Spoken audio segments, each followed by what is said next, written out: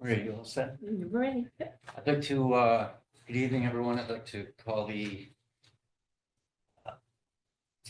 December 12th Zoning Board of Appeals meeting to order. My name is Richard Gilbert. I'm a regular member. I'm the chairman. We go around the room and introduce ourselves, please. Steve Bischoff. Dennis Crow. Jason Brown, I'm the vice chair and regular member. William Pickett. John's are. We also have Maria. Can you introduce? Hi, I'm sorry. Introduce yourself. Sorry. I'm Maria Patola. I'm the land use official. Erin Mannix is on the screen. She's the town planner. Dylan Studd. And Dylan, can you just introduce yourself too, please? Hi, I'm Dylan Sella. Actually, can I make a make a request? Sure. Yeah, so it's finals week for me, and I wanted to come just in case we didn't have 5 members, but it looks like there's 5 members and John's there too. So is it okay if I just leave? If you need to, certainly it's up to you. Yeah, I mean, again, I could be here. It's just that, like, I think, you know, I wanted to make sure we had 5 members, right? And that's why I'm here. Okay. You would have to Fine. see, would you have to see John though? or no? Yes, we're good, Dylan. Thank you. Okay, I appreciate it. So I'd like to remember, For the record, he's an alternate. yes, Okay, it's not a regular. I'd like to remind everyone in the audience how 4 votes are needed for an application to be approved. Any and all items used are exhibits and will be retained in the file that the town keeps. After the application's presentation is made, the board will ask questions we may have, and then the audience may ask questions they may have. After the discussion, we will ask for anyone to speak in favor or against the application. Presenters or audience members speaking are asked to give their name and address the first time they speak, and then just their name any subsequent time. Once the application has been heard, we'll close the public portion of the hearing and the board will deliberate. And just a reminder, only those seated 5 on the board can deliberate. No additional testimony to or from the audience can be permitted. When we're finished, we'll take a motion to grant or deny the variance. And that's it. So with that, Maria, if you'd like to read the So appeals to be presented tonight.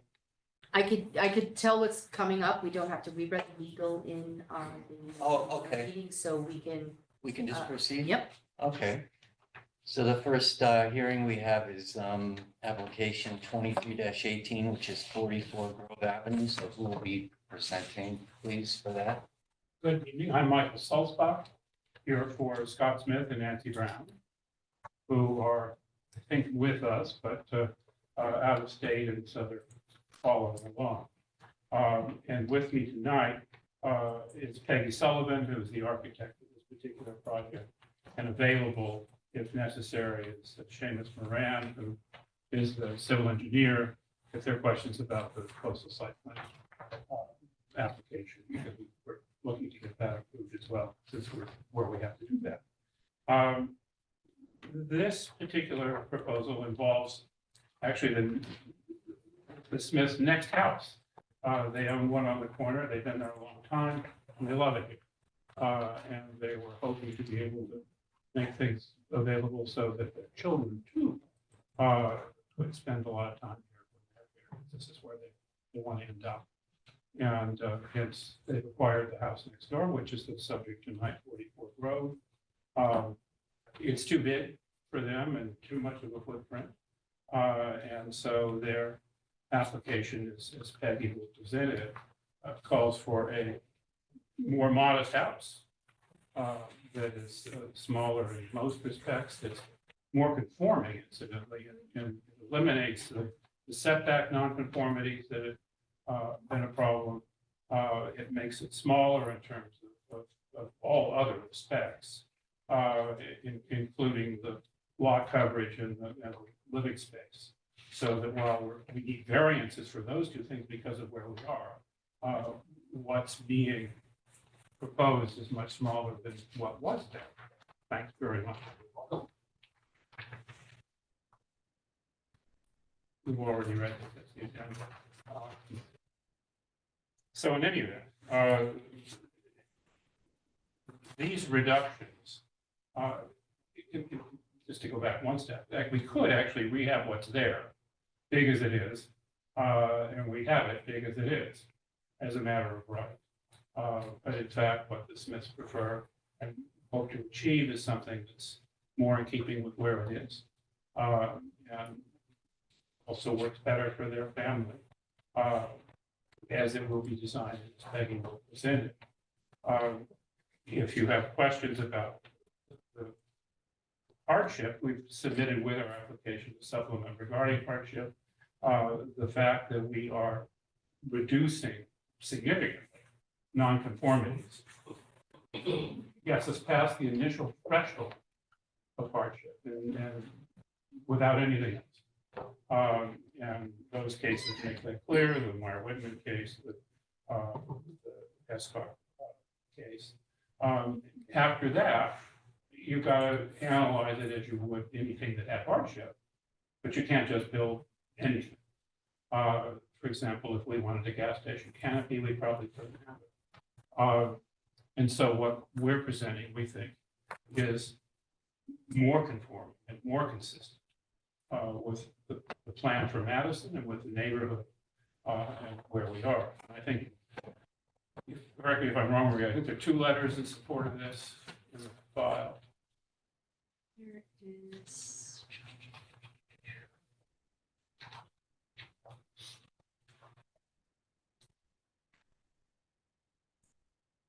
There is, I just can't see them. As long as they're there, though, they do exist, and we're unaware of anyone being opposed, the direct next door neighbors are number one, Scott and Nancy, and they of course support it.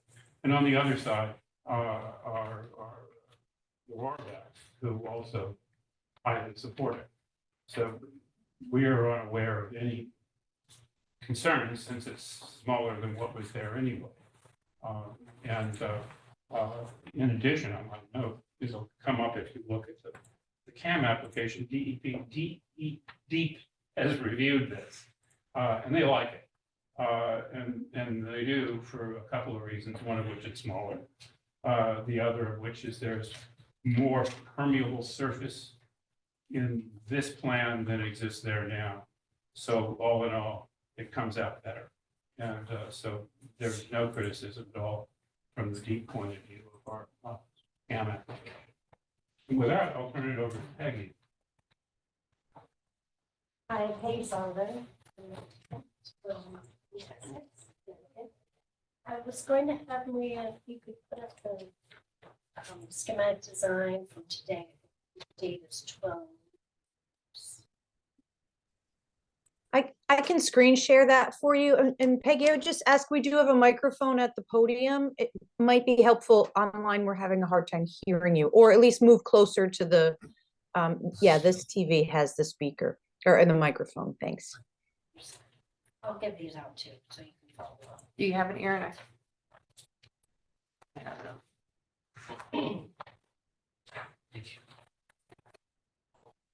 Yes. Yeah.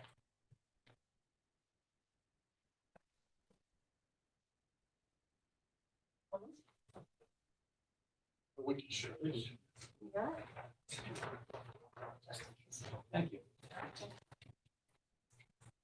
So yes, so can we advance back one?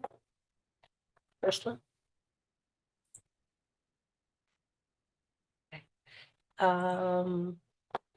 Is there another file in there in the system? This one says from today. Oh, okay.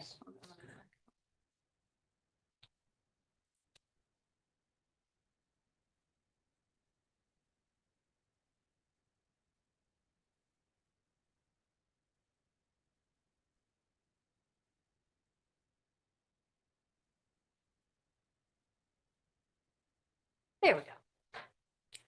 Okay, so what I've done here is tried to illustrate with this green line, the coverage currently on the property. So the current house represents this outline, and then the new house, which you can see fits within it quite nicely. Also illustrating the fact that it's a much smaller floor plate. So we have just an entry here coming into a open plan kitchen with a dining and living room off the back. We have one den here that's going to be possibly a bedroom, a garage, and then just a laundry mudroom with a nice covered porch off the side. So if we go to the second floor, and also you'll see here, this is a 1554 square feet on that first floor. So on the second floor, we come up the stair, we have a nice little hall, and we have 4 bedrooms and 3 full baths.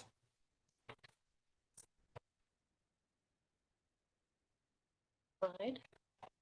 You've eliminated a story, right? That's right. Good point. Yes, we had 3 stories, and so now we have just the 2 stories. So in this drawing, I'm showing again, the green outline, what the massing was of the original house overlaid with in the same location as where we're going to be having our house, hopefully. And as you'll see, it's sort of a vernacular nod with the pitched roofs, picking up on some of the details that are actually in Scott and Nancy's home right now. So it was sort of work in the neighborhood, picking up on, the diamond style windows, I think, that are actually in the home right now. You just see a lot of those in Madison, So that was just a little detail that I thought was, relevant. And that's really it. So we can, if we go to the next view, oh, that's good, actually. This is this back. So you won't see this from the street, but I thought I'd include it. Also illustrating again the massing.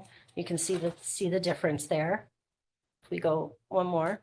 So this is the side view. This is actually sort of more telling in a way, because you can really see how different the massing of this house will be compared to the massing that is currently on the site.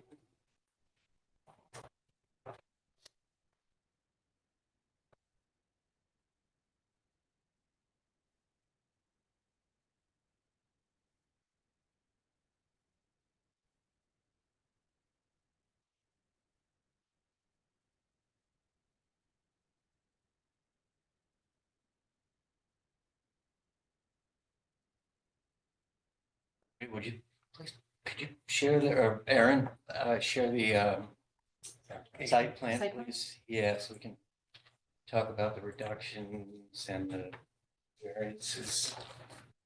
I mean, unless I didn't want to interrupt the presentation.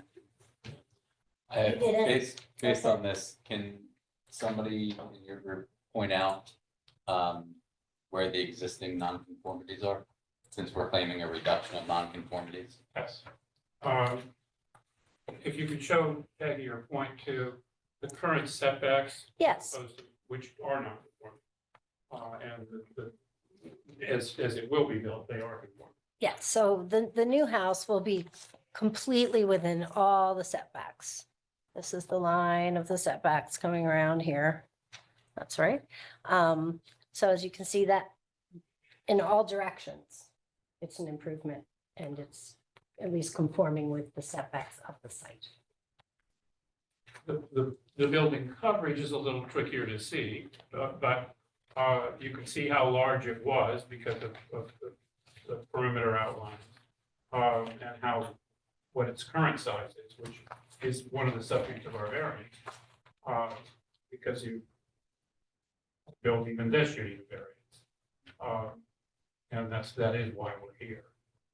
And likewise, when you add those floors together, plus the third floor that's gone, there, again, you can't see it on the site plan, but there is a substantial reduction in floor coverage, so to speak.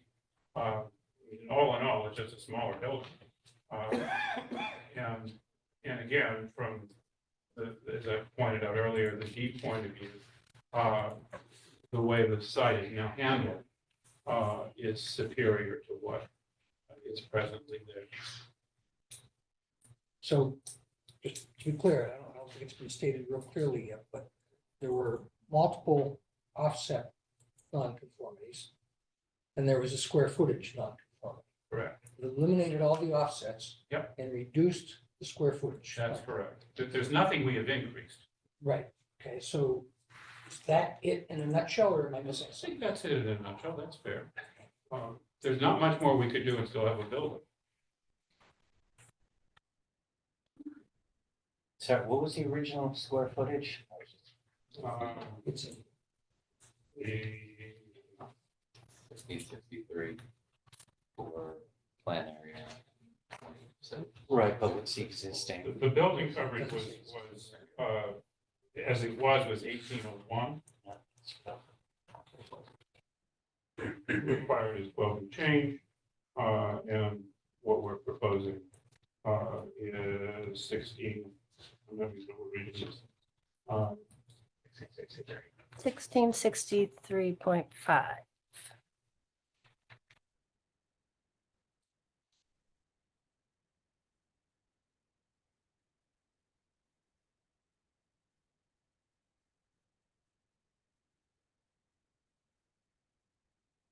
Yes. Questions? No. Would you, mind going over the coastal site plan? So we can review that at the same time. Thank you. Is Seamus on yet?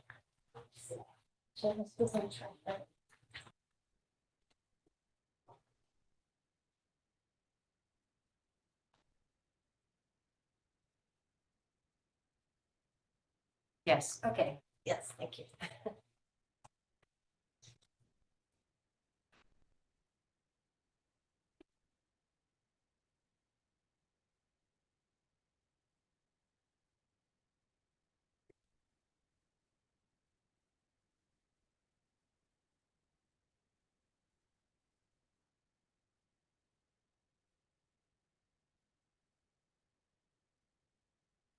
Very well. Well, really, and if I can highlight at least the deep review, which is a part of the file, had no criticisms at all.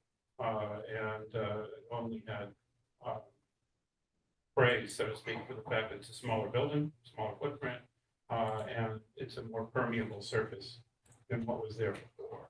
So there was nothing they were asking for to be different in any respect. The septic also new, I saw that pointed out. Yeah. The new septic, permeable pavers, smaller structure, deep happy. They were very happy.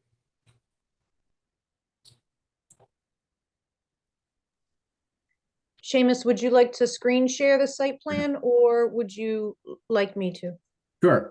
I can share the screen if it would help. That way I can kind of walk you around if that would. That's what. Great.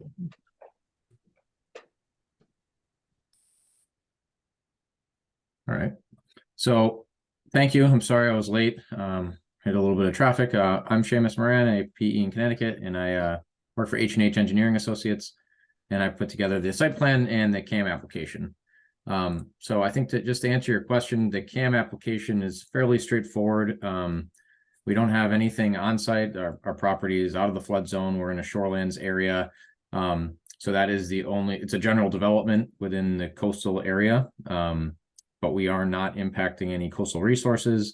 And most of the resources are not even within influence of the project. They're beyond the limits of our project, such as shellfish concentration areas much further south, coastal waters, and flood hazard zones. So those are the, and I'm sorry, and beaches and dunes. Those are all several hundred feet away to the south. Our property is shorelands, and we don't have any coastal resources within 100 feet. However, because it's a variance application, we weren't exempt from a CAM application being in the CAM zone because we are still requesting a variance. So that was the crux of the CAM application. As for the site plan, I believe somebody had asked a moment ago about the setbacks, and I'm not sure if it was answered, but I think Peggy did a great job of showing, or whomever was showing, the setback lines. What's faded here is the dimensions to the existing structure. So along that northern property line, you can see there's an 11.5 dimension that is from the existing, the nearest point of the existing building to the property line. So along the northern property line, it's 11.5. Along the western property line, the rear property line, 20.7.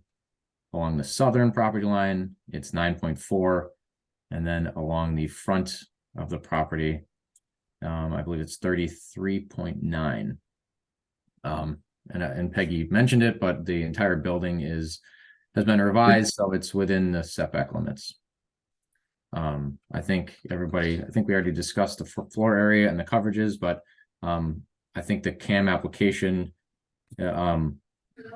is desirable based on the significant reductions in impervious coverage, which we alluded to in the application.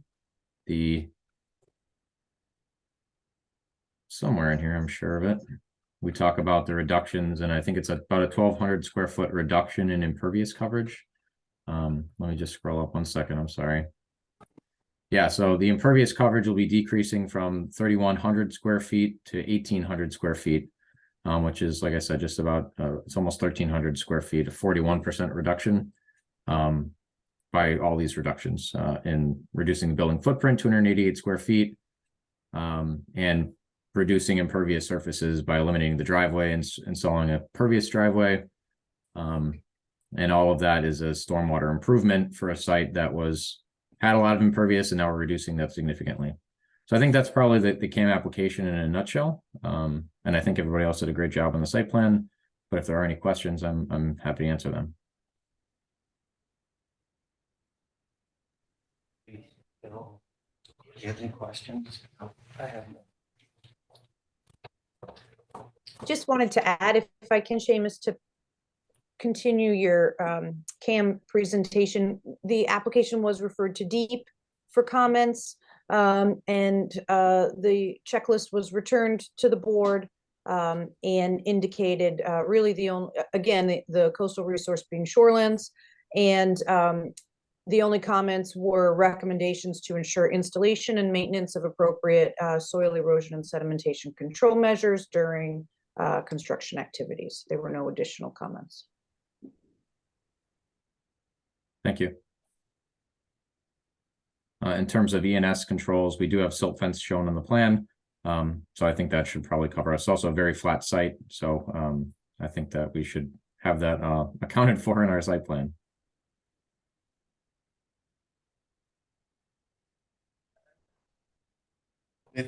Any questions from the board? Anybody? Like to invite any audience members who'd like to speak in favor of the application or against the one?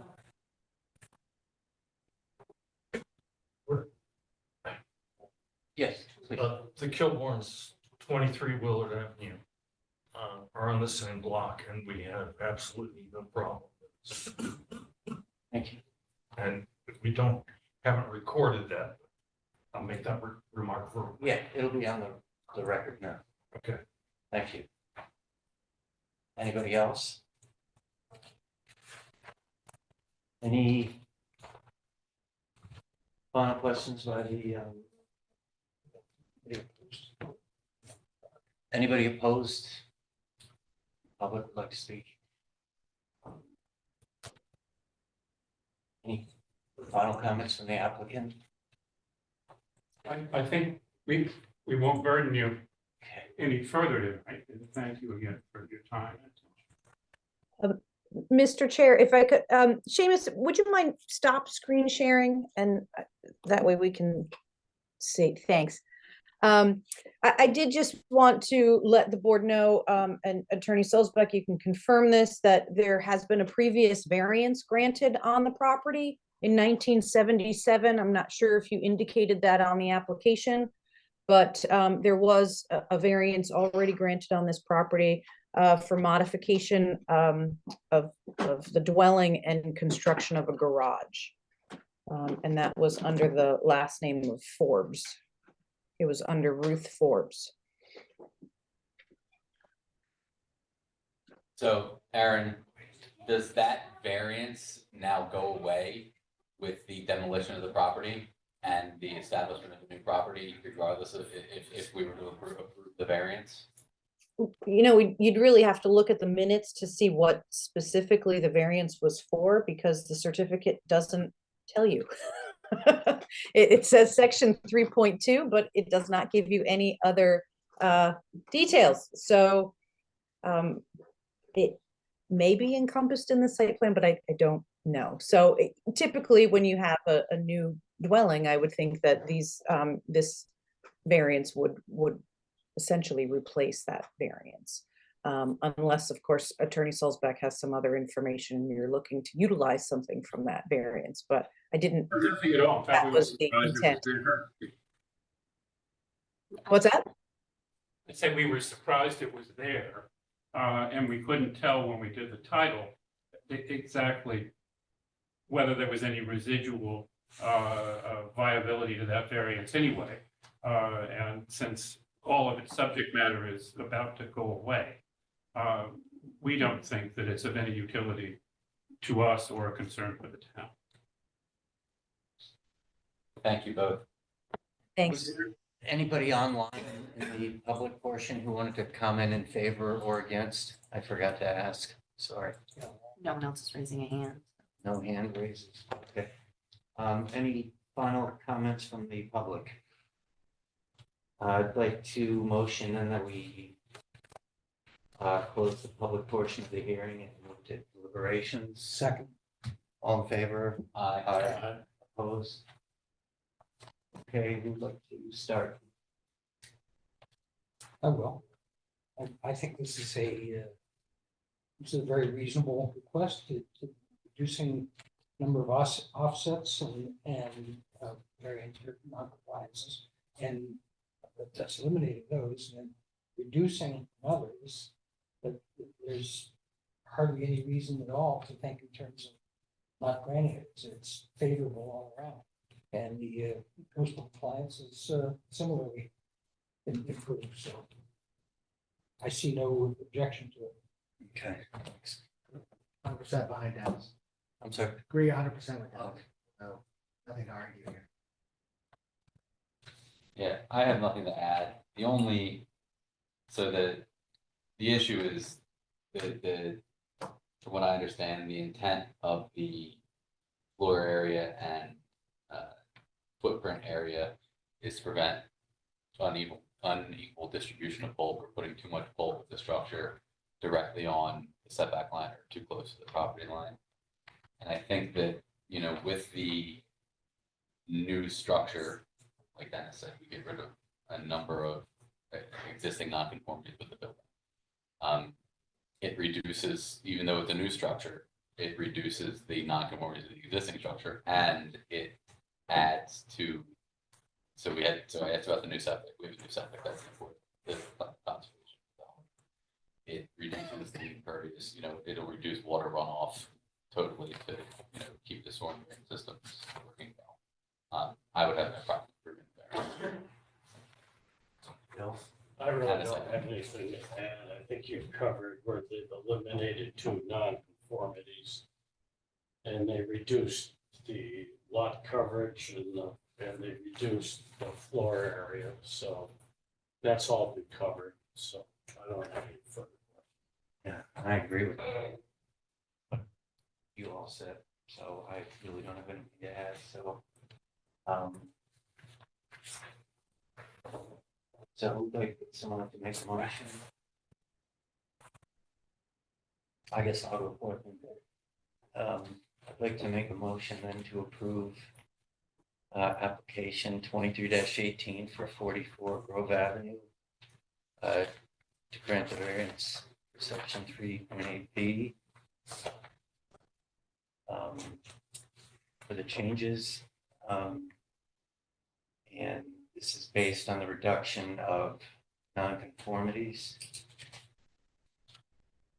And I'd like to also that we also find that the coastal site plan is consistent with the goals and policies of the Coastal Management Act.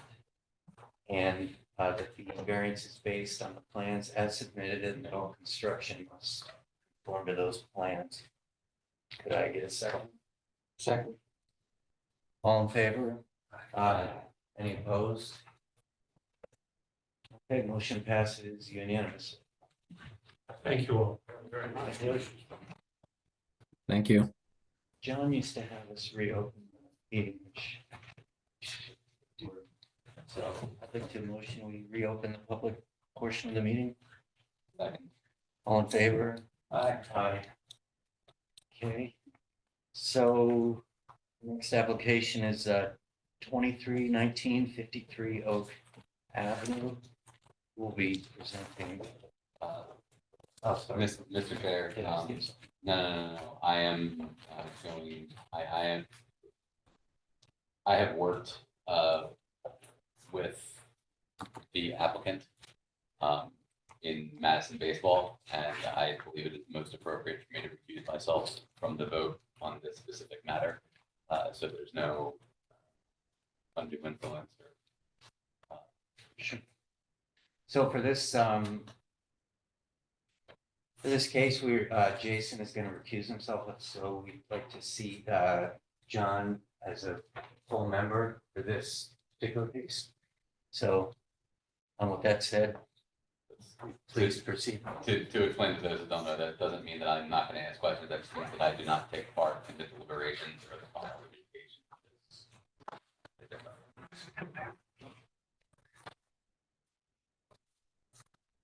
Good evening. My name is Chris McKeon. I'm an attorney with an office address at 900 Chapel Street in New Haven. I'm also a resident of the town. I live at 31 Hotchkiss Lane. I'm here tonight representing Michael and Jenny Spadaro with respect to their request for variance on the Zoom meeting is our designer, Tony Thompson from Plans Ahead LLC, and the site engineer, John Gable, who is with Connecticut Consulting Engineers. Mike and Jenny live here in Madison. They moved here in 2016. They have two children, both at Polson Middle School. As we all just learned, Michael is involved in baseball coaching at Polson and is also on the Hand High School staff now.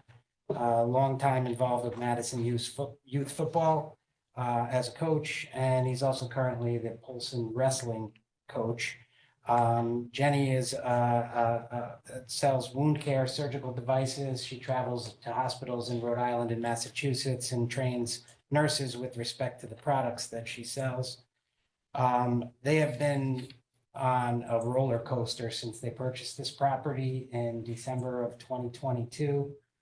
And probably not unlike all of us, they have learned the complexities of purchasing a property that is on a non-conforming lot, a non-conforming structure, coastal resources, and the interplay of those together with our zoning regulations.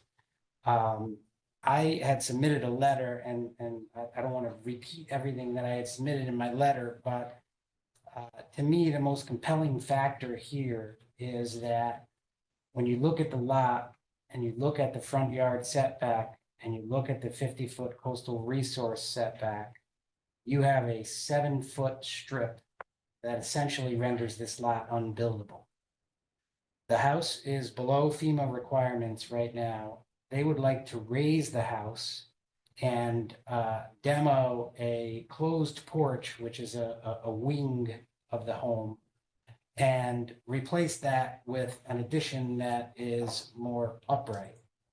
And in doing so, they will be keeping with the existing front yard setback, which is 25 feet from the road. 30 feet is required in the R4.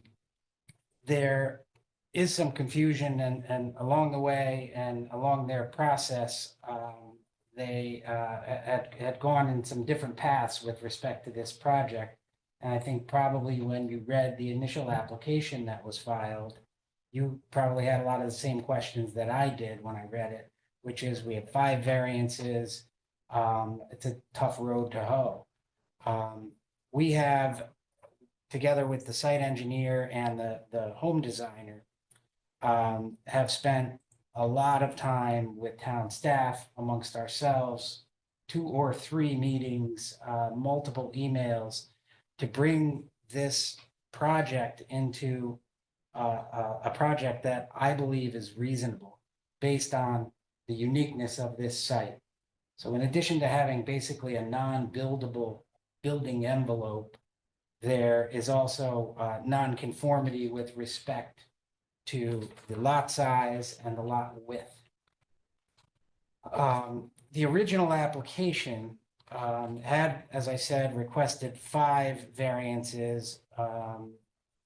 They were requesting a variance of the front yard setback and also the southern side yard setback. And we have redesigned the project, and those 2 variances are now withdrawn. And the 3 variances that remain are the front yard variance, but that is to keep the facade of the home exactly where it is, which is 25 feet from the road. That itself is non-conforming. A particular interest, and it's come up on a number of different projects that I know have been talked to with the town staff, is the issue of floor area. So the logical interpretation is we're coming in here and we're looking for more floor area. And that doesn't really tell the story, because what's happening here is the home is being raised. And because it's being raised to a height that is above FEMA, and also said so that they can suspend mechanicals in the basement level of the home, which have to be above 13 feet because of FEMA. Because they have such limited space on the lot, they want to suspend the mechanicals in the basement, but our definitions of basement and cellar, which depend on how much room there is between average grade and the ceiling of the cellar. The basement now becomes a cellar. And so that counts to floor area. When what's really happening here is not adding floor area to this property. Yes, they are adding an addition that is on piers on the first floor level, because there's a carport underneath where the current enclosed existing porch is. So that's the second variance. They're still slightly 86 square feet above floor area with the redesigned proposal. The third is the critical coastal resources setback, which is a negligible difference from what is existing with the current enclosed porch. And again, the closest spot of the critical coastal resources on the new proposed home is essentially the pillar that is holding the addition. And so it's an open carport on that part of the home. The original variances, as I said, there were 5, they're now down to 3, and the 3 we're requesting are less than what we're originally requesting as well. The original front yard setback was requesting 23.6 feet from the street. As I said, we're maintaining the existing 25. The second variance relating to floor area, which I just covered, the original request was 2,832. They've made that was because there was a garage which was enclosed. That has been changed to a carport. And therefore the variance request now has been reduced to 2366. As I said, that's 86 feet above what's required. And the critical coastal resources originally was going to be 36.1 feet from the critical coastal resources. And the request we're now making is for 41.5 feet. The interplay here between the front yard setback and the critical coastal resources is really the challenge here. And at about 4:45 today, I believe we received a response from DEEP, because to me that is as important as whether or not you ought to exercise your discretion to grant variances here, because the ability for this home to be added to in any way, shape, or form is logically, if you ignore the critical coastal resource, to move it back, comply with the 30 feet front yard setback, comply with the side yards. But then, in addition to encroaching upon an existing septic, which we want to maintain, especially due to its proximity to the critical coastal resources, and what comes associated with digging up and then reinstalling the septic in that regard, but moving the structure back creates more problems than it solves here. And the DEEP response, I think, reflects that. They make a number of observations about what to beware of. Obviously, sediment and erosion control measures during construction, recommendations relating to electric meter placement, and other suggestions for door placement, and an additional flood vent, specifically relating to FEMA-related requirements, but ultimately conclude that this particular proposal is consistent with the applicable coastal policies. So in addition to the 3 variances, we're seeking coastal site plan approval as well. And again, the basis for the hardship is all of those factors. A lot area that's not complying, a lot width that's not complying, a structure which is non-conforming, critical coastal resources which which take up a good portion of the lot and render the building envelope unbuildable. And at the end of the day here, what we're doing is we're raising a home to meet FEMA requirements. And we're doing so in a way that minimizes any potential interference or issues with respect to critical coastal resources.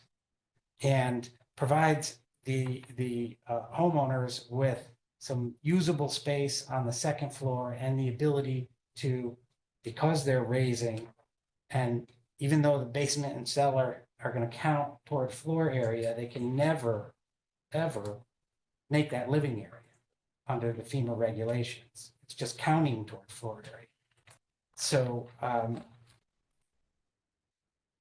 with that, all of our team and the owners themselves are here to answer questions of the board, of the public, and to the extent that there are questions or issues or concerns that you have, I'd request that you raise them during the public part of the meeting so we might have the opportunity to discuss them.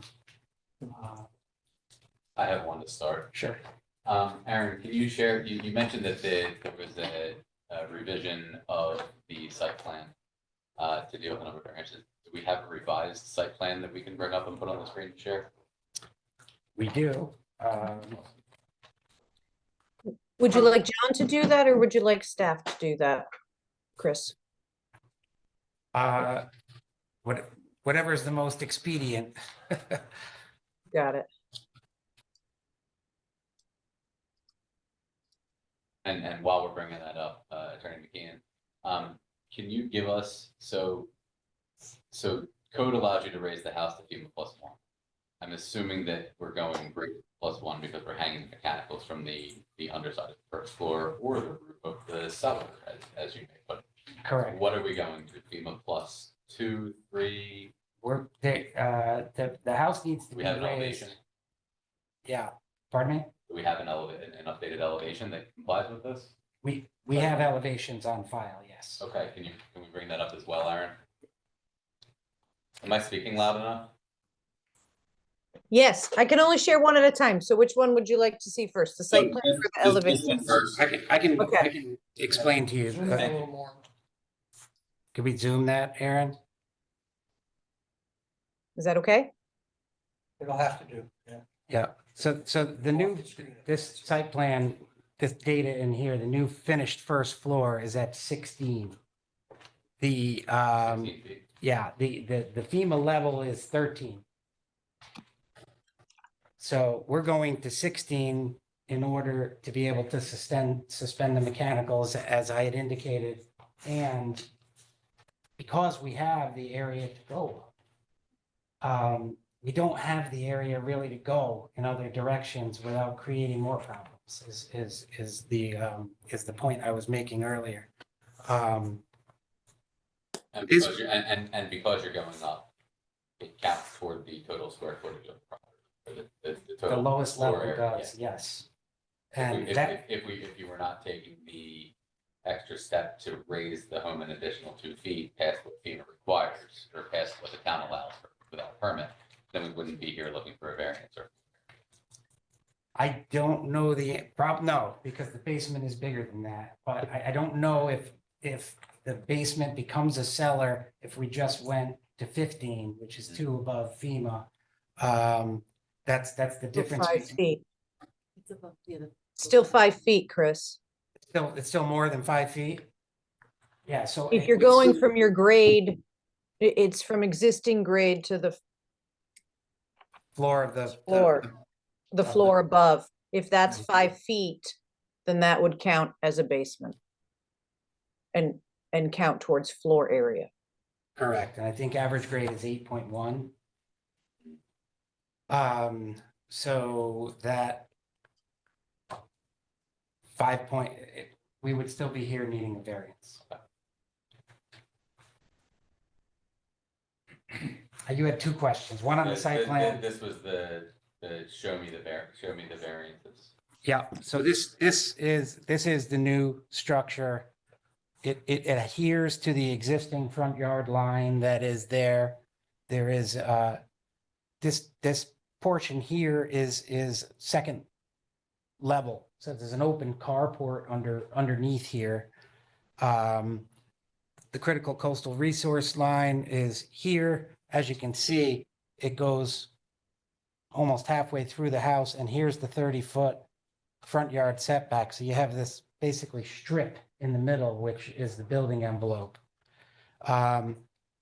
This plan also shows the sediment and erosion control along the boundary, and the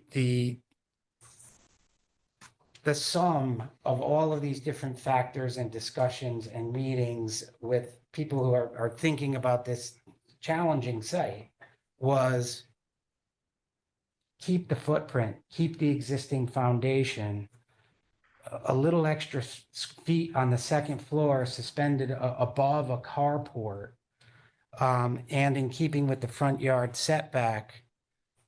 That is, and ending up with a FEMA compliant home with livable space in it, that is better than moving or doing anything closer to the resources, disturbing the existing septic, which they're going to use. As I said, they want to use the existing foundation.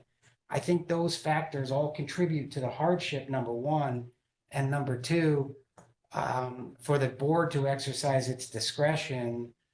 It's a more prudent way to allow the site to be brought to FEMA compliance, provide the owners with a modest amount of square footage and accessibility for an auto underneath their home, and minimizing, if not eliminating, any compromise to the coastal resources. That's essentially what we've worked on to get to this result. Okay, so is there anything over top of the carport? Yes. I can show you the front elevations. That might be helpful. Tony, can you share, or Aaron, can you share our most recent elevations? I think they're 1023.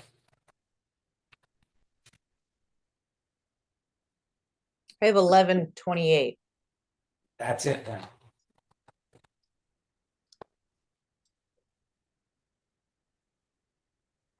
But this is the carport. This here is existing home. This to the left is existing home that's being raised utilizing the same foundation. There is, and this is the back of the home. I don't know if you can see that, but there is this enclosed porch which comes into this area. Okay, about 6 feet shy of the side yard setback. So this space is essentially non-functional. So the idea was to put an addition, keeping with the same front yard setback, utilizing the 6 feet side yard area that they had available to them, and have a carport here so that they could minimize and mitigate the floor area variance. So all of these factors are kind of tied to each other, as you probably can see. But I think that all of the factors relating to the nonconformity of the lot, the nonconformity of the existing structure, the fact that it is below FEMA level right now, and the time, cost, and expense of raising it, adding the minimal additional square feet when you net out the enclosed porch with the addition, which again is suspended, I think it's a reasonable project, given the hardship that I've explained, to approve based on all of those factors. And it's also, in my opinion, is sufficient to warrant approval of the coastal site plan. So the two are very much interconnected in these applications. So you're building on the exact same footprint? It's a little bigger That's 6 feet. toward the side yard, 6 feet. 6 feet, right? And that, the other point that I wanted to make is, under the coastal resilience plan, we probably are all aware of the uproar that was created by trying to extend the look back to the 50-50 rule from 1 to 5 years. Even, and our town is rare along the shoreline. Many towns have a 5-year look back. But we've got to be figuring out ways to allow people to raise their homes in ways that don't offend others, that don't infringe upon the rights of neighbors, that don't infringe upon the environment. And this project, after all of the different iterations of it, I think strikes a very good balance between paying attention to all of those competing issues. So, are there any more questions? Did I say anything you want to say? I have a quick question. This Sure. is, just a small thing. I'm looking at the table on the site plan. Yeah. And your letter. You eliminated the north side yard setback, correct? That's a good point. The north side yard had a small encroachment into the setback. It was 11.9. Right. And the lifting of the home and a little twisting of it is required to make it parallel to the front yard setback. And by doing that, it does eliminate, albeit a minor nonconformity on the north side yard. Yeah. We're also observing the southern. The only setback. question I had is, if I look at the site plan, it's hard to see it with my glasses, but I think the new setback is 12 feet. Right? On the north side, right? Yeah. Yeah. And this is just a minor point. It really doesn't make any difference, but in the table on the site plan, it says 13 feet. Opposed? That may just be a typo and it Yeah, shouldn't be that's what I there. thought. Yeah, the Yeah. site plan does show 12 on, Okay. well, it might show 13 feet on the bottom. Yeah. This is Maybe they south. got confused or something because it Yeah. confused me. Because it is 13 from the southern side yard. Okay. Yes. So wait, I'm sorry. The your setback is 13 feet there and 12 feet there. From the proposed building, yes, And Yes. the required is what? 12. 12, So both instead, sides. correct. So the extension of this building is actually 5 feet, not the full 6 feet that we had available on that side. Okay. I thought you said it was 6 feet, but okay, Yeah. you're saying that the extension does not require a variance for setback for the side yard. It does not.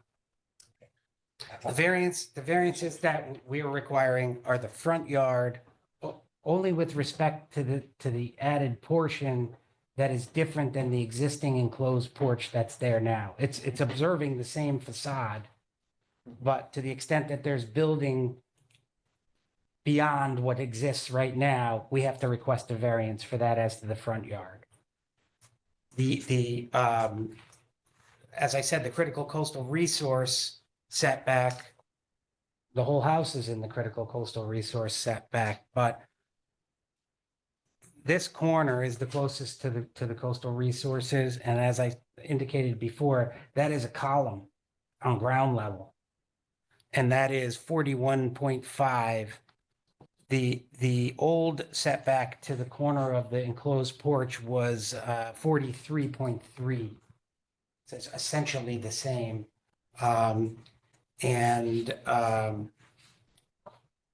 Lost my train of thought here.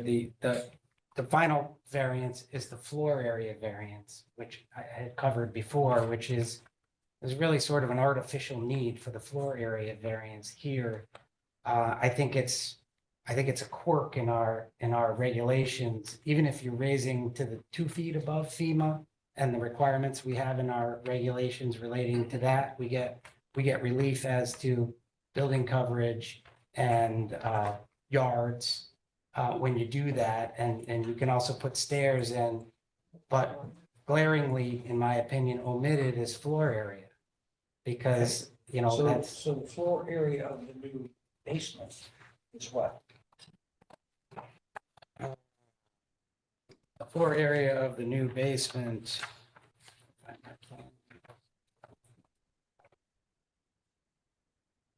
It's divided into segments, the basement on the plan. That's why the number isn't coming to my head. Exactly. Tony, you have it handy? It's on the elevations. It's on the, using plan ahead.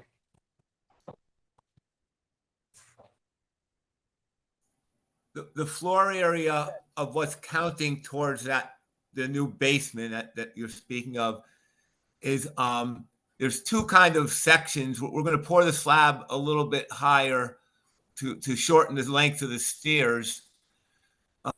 It's 269 feet, the first area, and the second area is, I can't really see that, 238 square feet. I think it totals out to be 53. 521. 253. There you go. 253 and 269. It adds up to be about 521 square feet. That's the original footprint of that really, really small house. So, And the variance we're requesting, by the way, of floor area is 81, where we exceed the requirement by 81 feet. okay. And the new floor, you add on upstairs, that's how many new square feet? Can you pop that up again? Oops.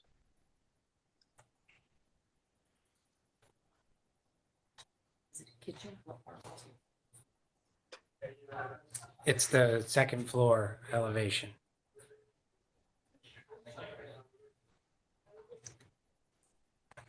The floor plan or the elevation are you looking for? The second floor plan. It's a difficult equation because you have an existing enclosed first floor porch, which would take up a portion of this area here in the first floor elevation. Now, the first floor is going to be higher now, but the kitchen is, well, that's really blurry. 283 square feet, but that is existing floor area in part right Well, now. It's an enclosed porch, right? Right, which counts toward the floor Did area. count. Yes, yes. On the second floor, you have 14 or 13 by 6 times 13.6 by if we can go to 20. the 20, roughly 14 by 20. 280. Correct. If the floor area of the basement cellar didn't count, we wouldn't be needing the variance as I understand the numbers. So how much do we say the first floor was expanded?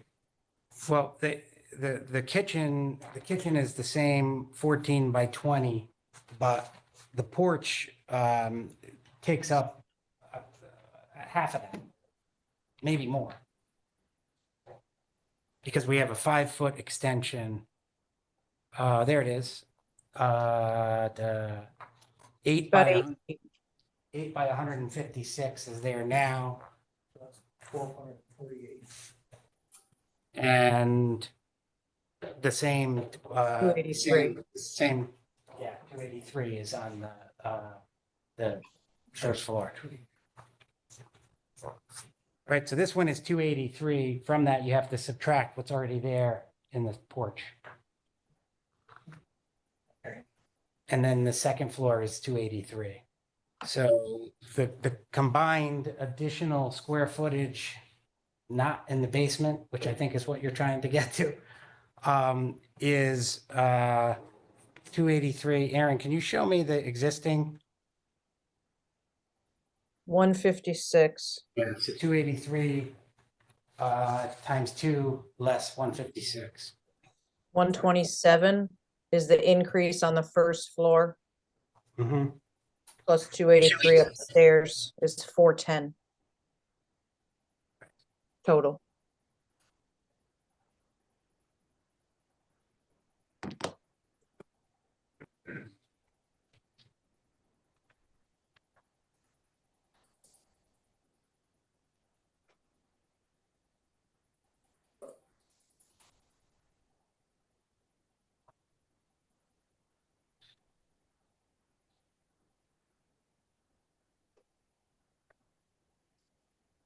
Excuse me, the only other thing I wanted to note is that the owners did in fact hire Davison Engineering, so the coastal resources are accurately documented in their coastal site plan application.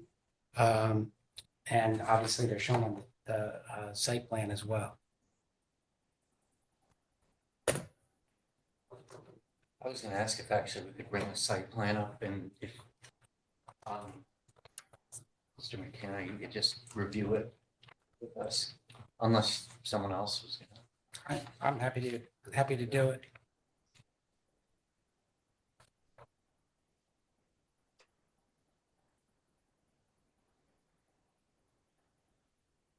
Is that big enough?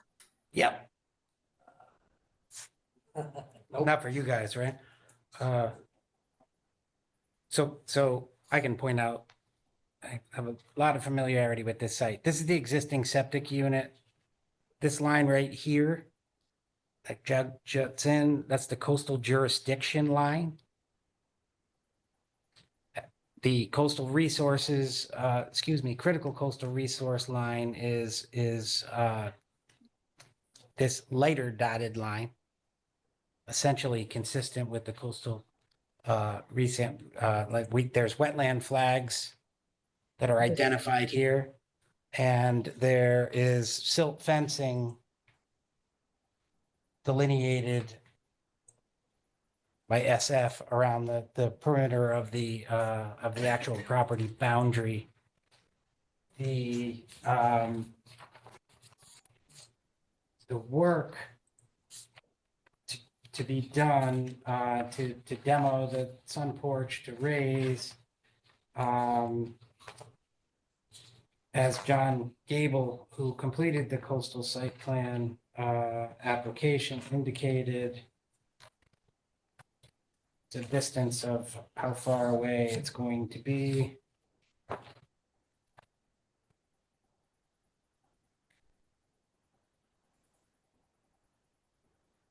Yeah, so the Davison Environmental Report from August of 23 delineates the coastal resources and the proposed project, there'll be no construction or activity within 36 feet of tidal wetlands and no adverse impact to the coastal flood hazard area or the tidal wetlands. And as I indicated earlier, the deep response finds consistency with their policies based on that.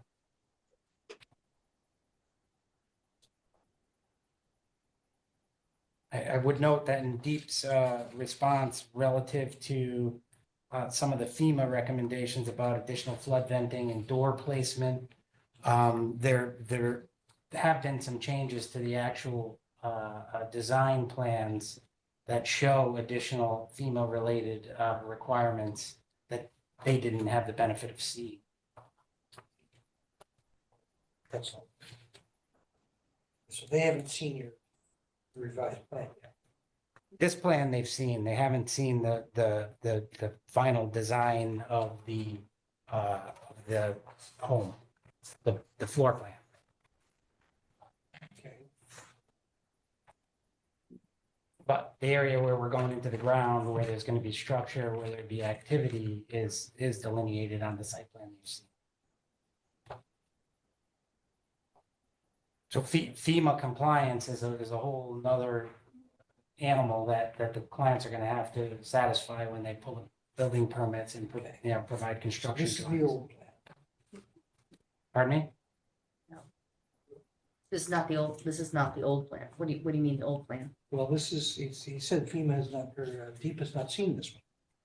Or has seen this one. They've seen that They've one, seen that, that. It they've was seen that plan. They haven't seen the the house. floor design. Floor area. Floor Yeah, plan. yes, sorry if I misspoke. Right, so the majority of, the spacing and the number of flood vents, things of that nature that were commented on by DEEP's analyst, those are typically covered, as Attorney McKeon indicated, through the floodplain ordinance in the local building code. So the building official and the floodplain administrator, who is the town engineer, will review that and make sure that that is designed properly.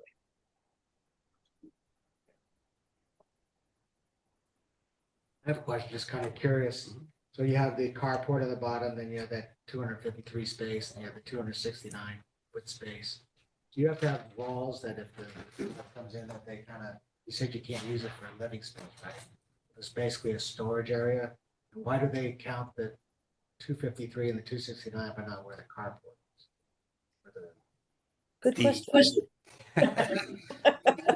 That is a function of our zoning regulations, and if you've seen the table in 2.8, there's different functions or features of buildings that apply or not to building coverage, floor area, and yard requirements. Carport does not apply to floor area. They did 3 carports. But yeah, but well, then you'd have a house on piers. The garage, an enclosed garage does count the floor area. But it's a good question, and again, I think in this scenario where homes have to be raised a certain amount of feet to comply with FEMA, if that renders your basement a cellar and now you have to count it toward floor area under our regulations, that's a quirk I think that we don't want, but it's there. And we're trying to deal with it in some type of responsible way, knowing that that basement can never be finished. It can't be converted to living area. It's storage.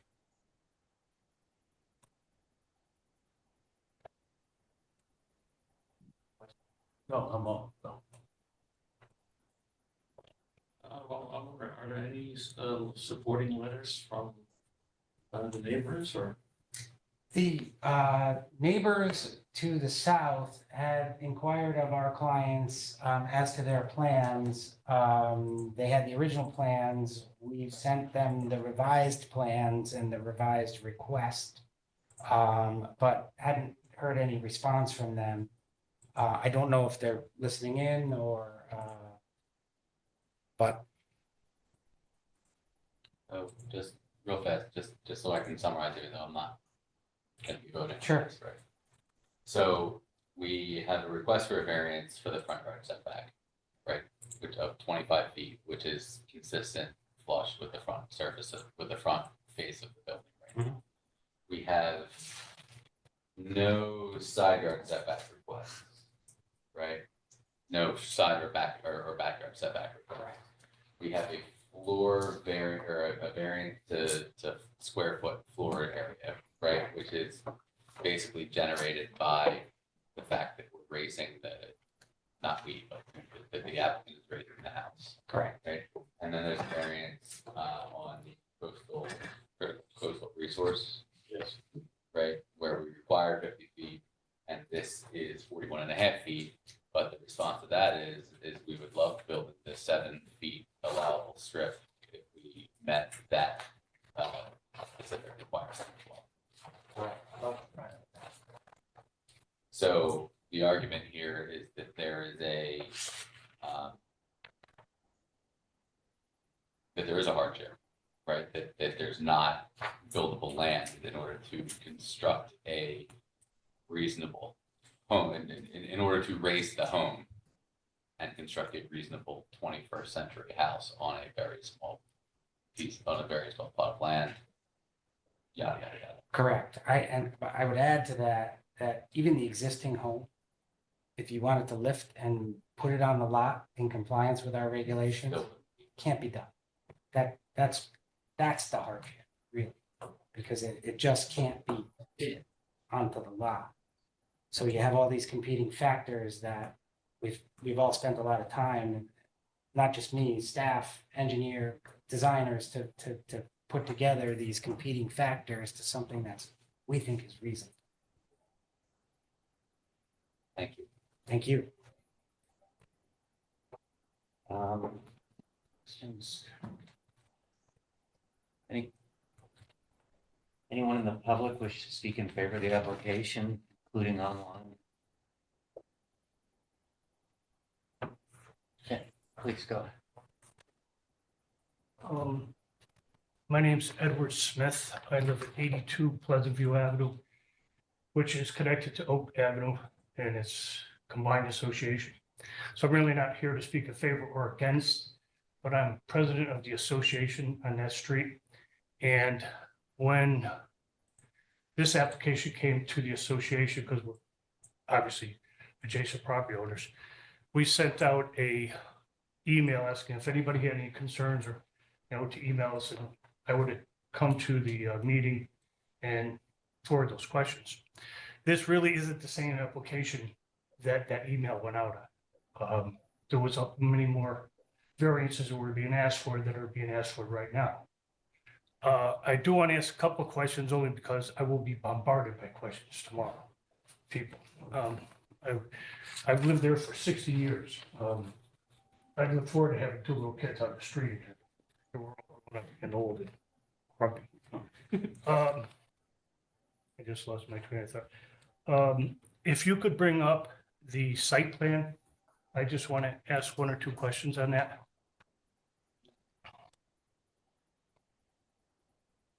Sir, it's tradition that the audience speaks in favor or against. Additional questions from the audience for the applicant, generally how we operate. So a resident can't ask a general question on the application? Not generally of the applicant or the applicant's representative. You can ask a clarifying question on the application. Who's asking questions yet, so. I can ask a question. I'm an adjacent property owner. Why can't I ask a question on that? Please. Well, I don't want to take sides. That's what I'm trying to say. I'm in favor of some, but I'm curious about others. We want to hear your questions. All right. And you might want some input because I've been there for a while. Okay. So I can answer this. So on the original footprint of the house, we're coming up from the original footprint. So the only, I'm going to say appendages because would be this deck on the 2nd floor. That's going to stick out from where the back of the house is now, correct? Actually, that deck, but there's an additional structure 5 feet this way, but that's going to be kind of go around, that's all. Yeah, that's going to be above the carport. Yes. Yeah. So we're adding on the back of the deck there. This additional 5 feet from where his garage doors are, kind of where he pulls in his garage towards the edge of the enclosed porch. And then the stairs and the deck here, the porch, in order for them to get into the house because they got a lift. Correct. So those are basically the only additions going on to the outside of the house.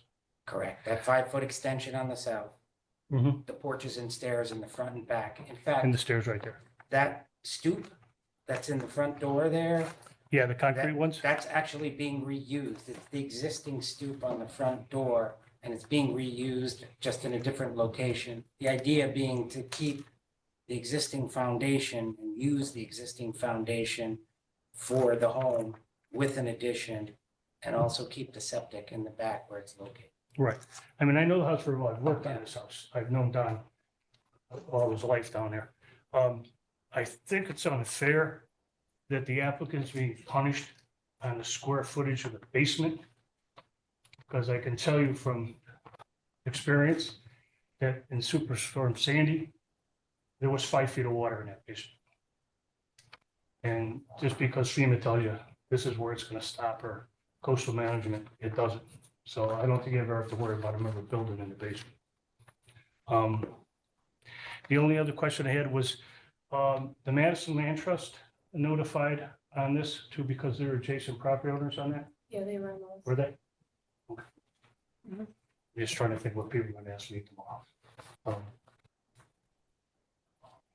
Yeah, basically, I think that's about it. Thank you. Anybody else like to speak in favor of the application? Anybody wish to speak against it? Anybody online?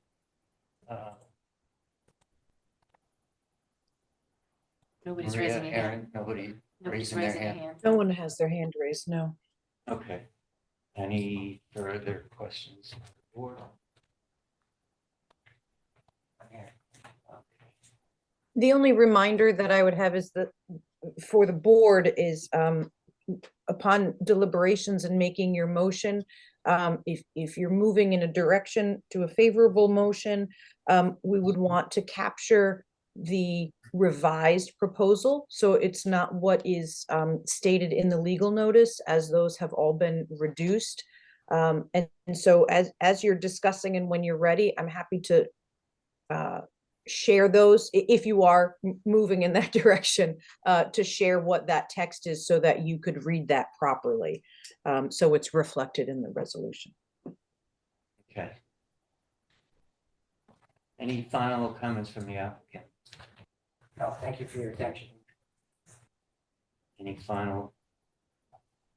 Okay, we can, motion to close the public portion of the hearing so we can enter deliberations. So I can't.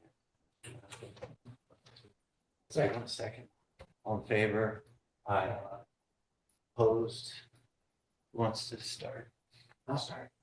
Well, first of all, I think it's a non-conforming lot. The 30 in the front, 50 in the back, the 7 feet, that creates a hardship itself. And I also think that with FEMA, and this is something we're gonna probably address to allow when somebody's raising their house, the square footage in the basement being considered buildable space. I mean, I did the math. If you subtract out those two portions, you got your 30 feet over.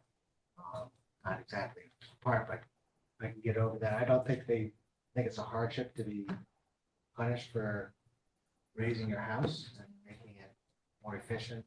So I would be in favor of moving forward with this. Dennis, you want I struggle with this one. We do still have a growth of 420 square foot approximately on the upper floors. And there's no real compensating reduction in performance other than the setback on the one side. And we have the an increase not only in the square footage upstairs, but an increase in the non-conformance, the setback for coastal zones. Of course, that's a post. I don't. It's not going to be water occurring. Moving into a building, but I struggle with this one, so I don't know. I can't be persuaded one way or the other. I'm not sure. John, do you want to? I'm sharing what Dennis is saying. I do believe it's a difficult situation as far as the area that the house is situated in. I've taken a look there. I drove by it, took a look, and it's a difficult scenario. I think space-wise, it definitely is a hardship to try to do something to improve it. On the other hand, the improvement, I understand the situation, and I think the improvement at the end of the day is probably good for the neighborhood. So I have mixed thoughts on it also. Yeah, I look at the hardship. obviously it's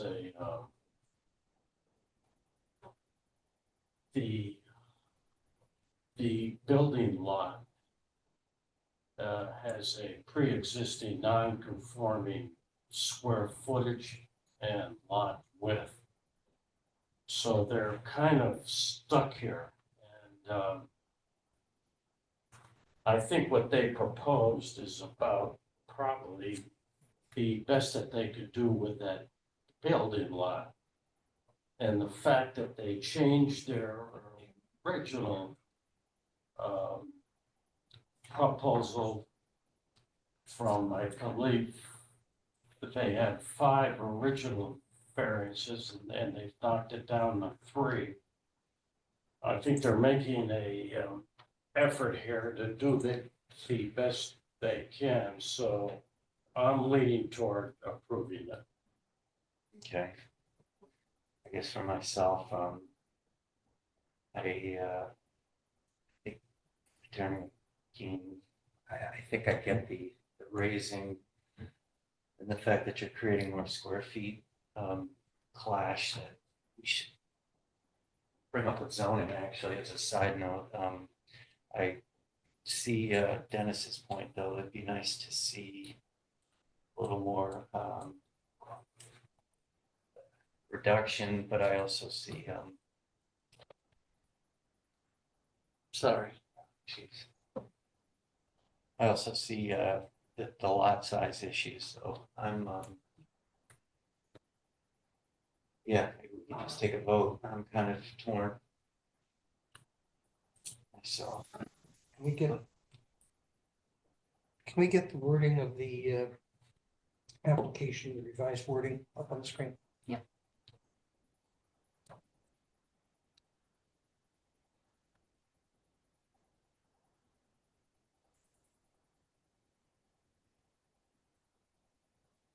Okay.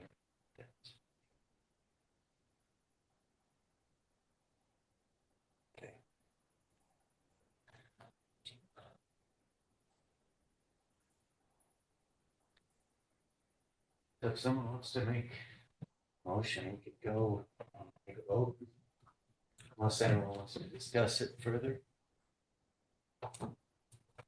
I'll make a, I don't have those little cheat sheets like you guys have. but, Sure, it's I'll just make a motion to approve 23-19. For the reasons that it's an unconforming lot and that they're also being penalized for. You can raising read, the you house can at read 50. the 3 sections that they're asking for variances on. That's changed, right? No, that's the, This is the new one. this is 3 and what's 5.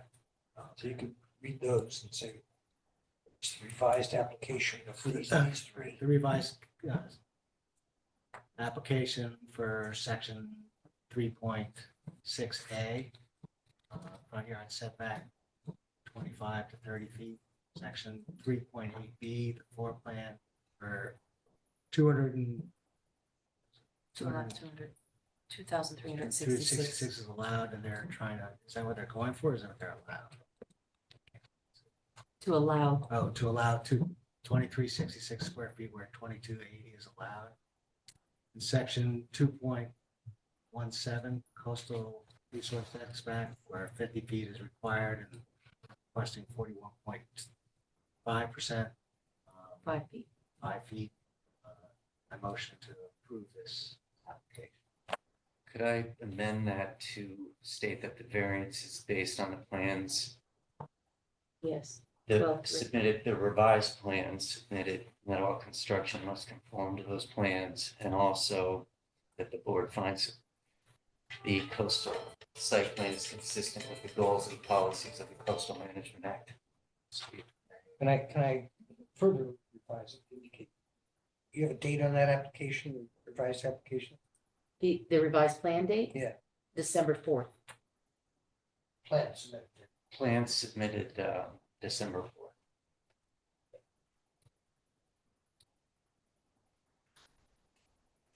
Okay. Anybody like to second? Did we, Second. did we copy all that?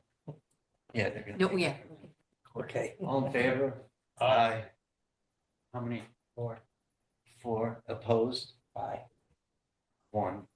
So the motion passes, 4-1.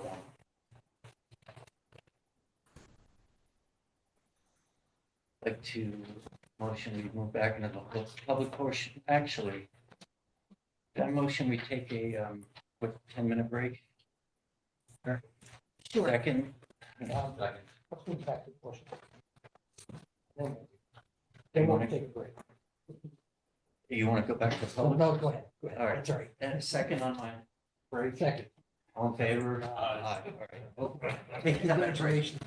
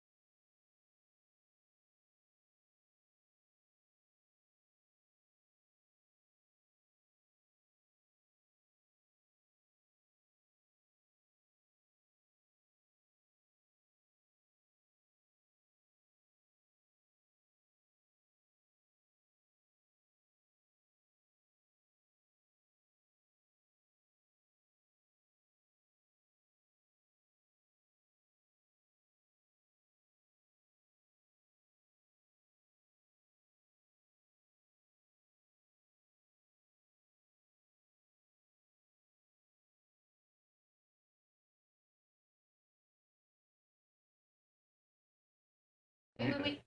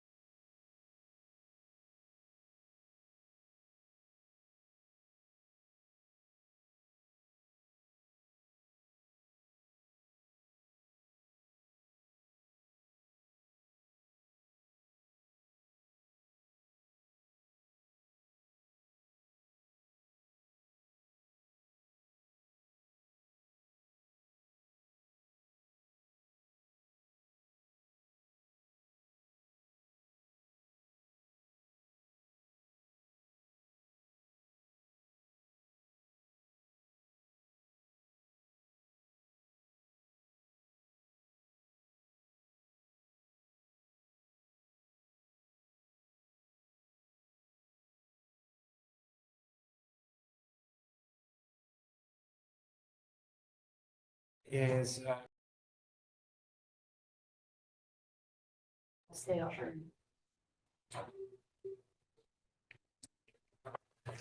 Okay. the project here is considerably easier to explain than the last one. But yet it still requires us to be here for 3 particular variances. Put up these plans. I think the easiest way to explain what's happening is by showing you. Or proposed. Yeah, like,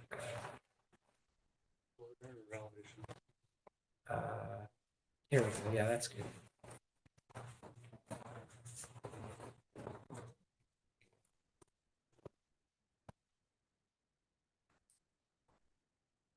So the easiest way to describe what's occurring here is that presently there is a one-level enclosed porch that is exactly where this is now a column, but it goes exactly to that spot.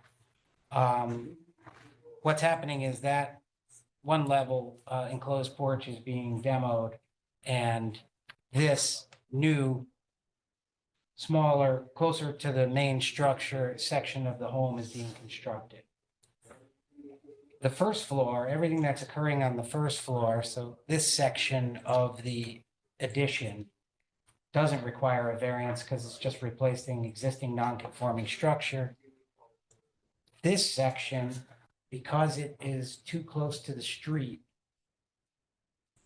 about a 2-foot section in the front of that, and this area and this little shed roof from the bottom of that addition are within the 25 to 30-foot setback. So what we have is a vertical expansion of an already existing first floor front yard setback violation. This is a corner lot. It has 2 front yards, 2 30-foot front yards, so it takes away a significant portion of a lot. We have a drawing that shows the actual area that, is that under this? Yes. The red highlighted one?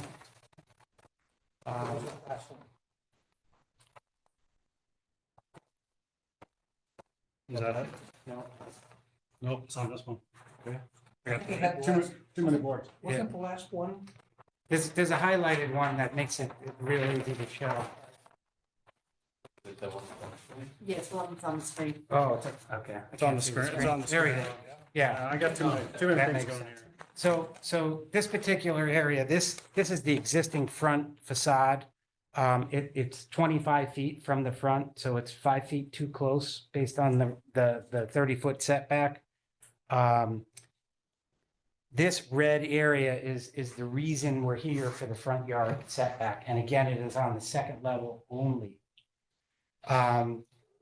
The other 2 variances we're requesting, but they, much like the first application tonight, they are 2 reductions in building coverage and floor area. So obviously, you probably know what I'm going to say next. The reduction of the 2 nonconformities as to building coverage and floor area are the basis for this variance. The specific requests, we're requesting 25 feet as to the small second floor portion of the addition only, where 30 feet is required. We're requesting the 25 feet, even though that facade of that second level is actually closer to 28 feet. I think it's 27.8 feet from the front yard boundary. But that little triangular portion of the roof at the lower section goes from 27.8 to 25. So that's why we requested the 25-foot front yard variance. The building coverage of 2,099 square feet, that's a reduction from the existing 2,181 square feet. And the floor area of 3,111 square feet is a reduction from the 3,151 square feet currently existing. Can you repeat that? I'm sorry. 3151? Yes, 3,151 currently existing. Proposed is 3,111, correct.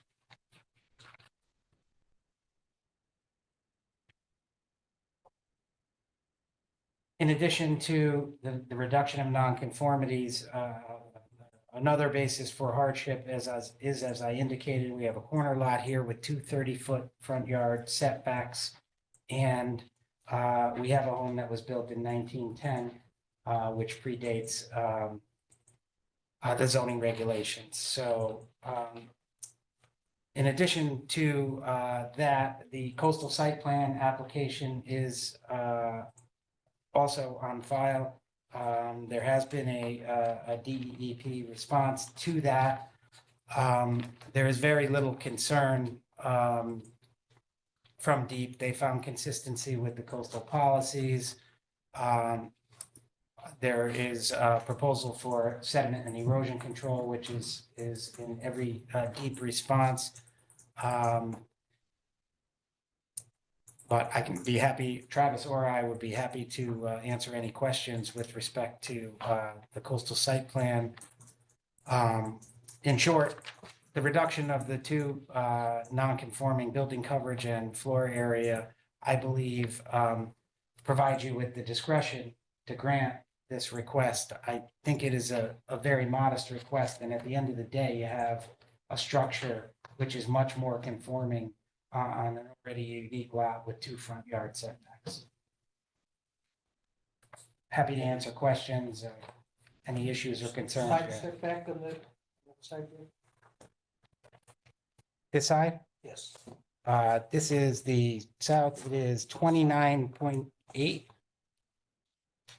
Yep, Okay, so, yep, this is this dotted line is the building envelope. okay, so for the set, the required. Yeah, the structure is 29.8 from the side yard. This distance. And here's the building line. Okay. That where there's more room there. I'm not quite sure I'm following. Now, you say that's the building lot, but on the front, it appears that you're well off the building lot too, so. There's no. No, that's for the open porch. That's the 20-foot for open porch building line.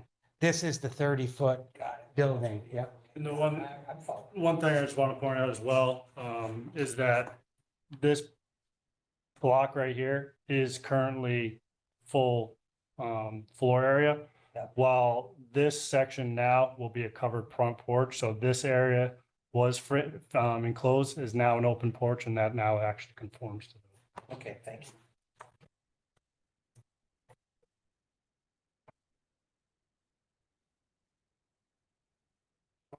Yeah, there's one more.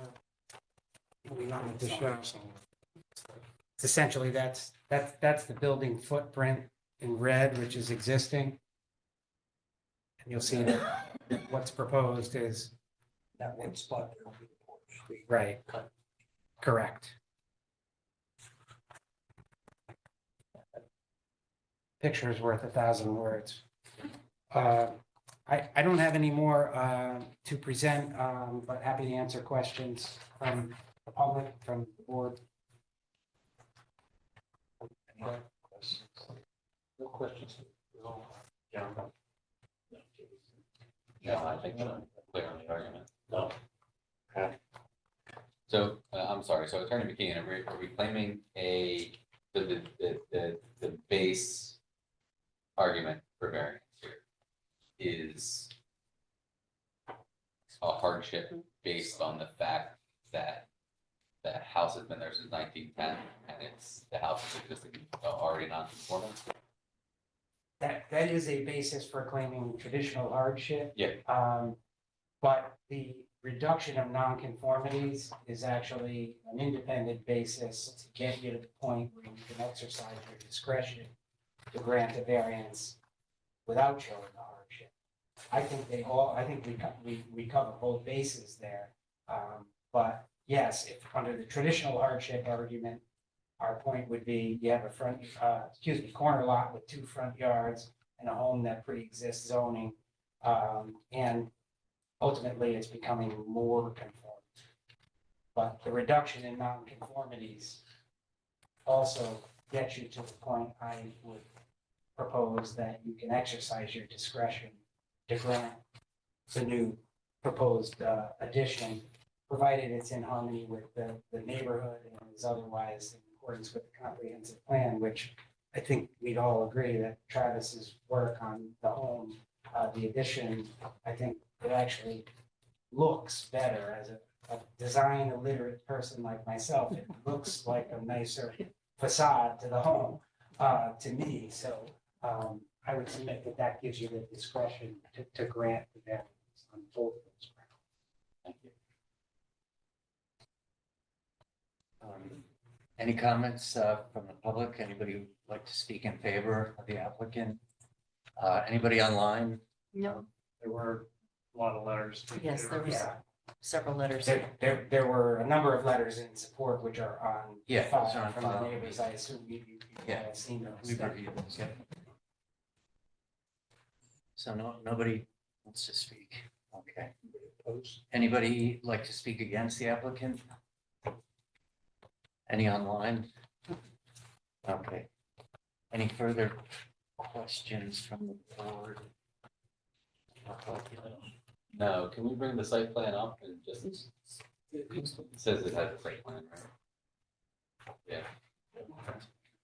I looked it over. There, do we want to walk through the site plan? Coastal site plan? The coastal, the coastal site plan review. Yeah, we should go through the coastal site.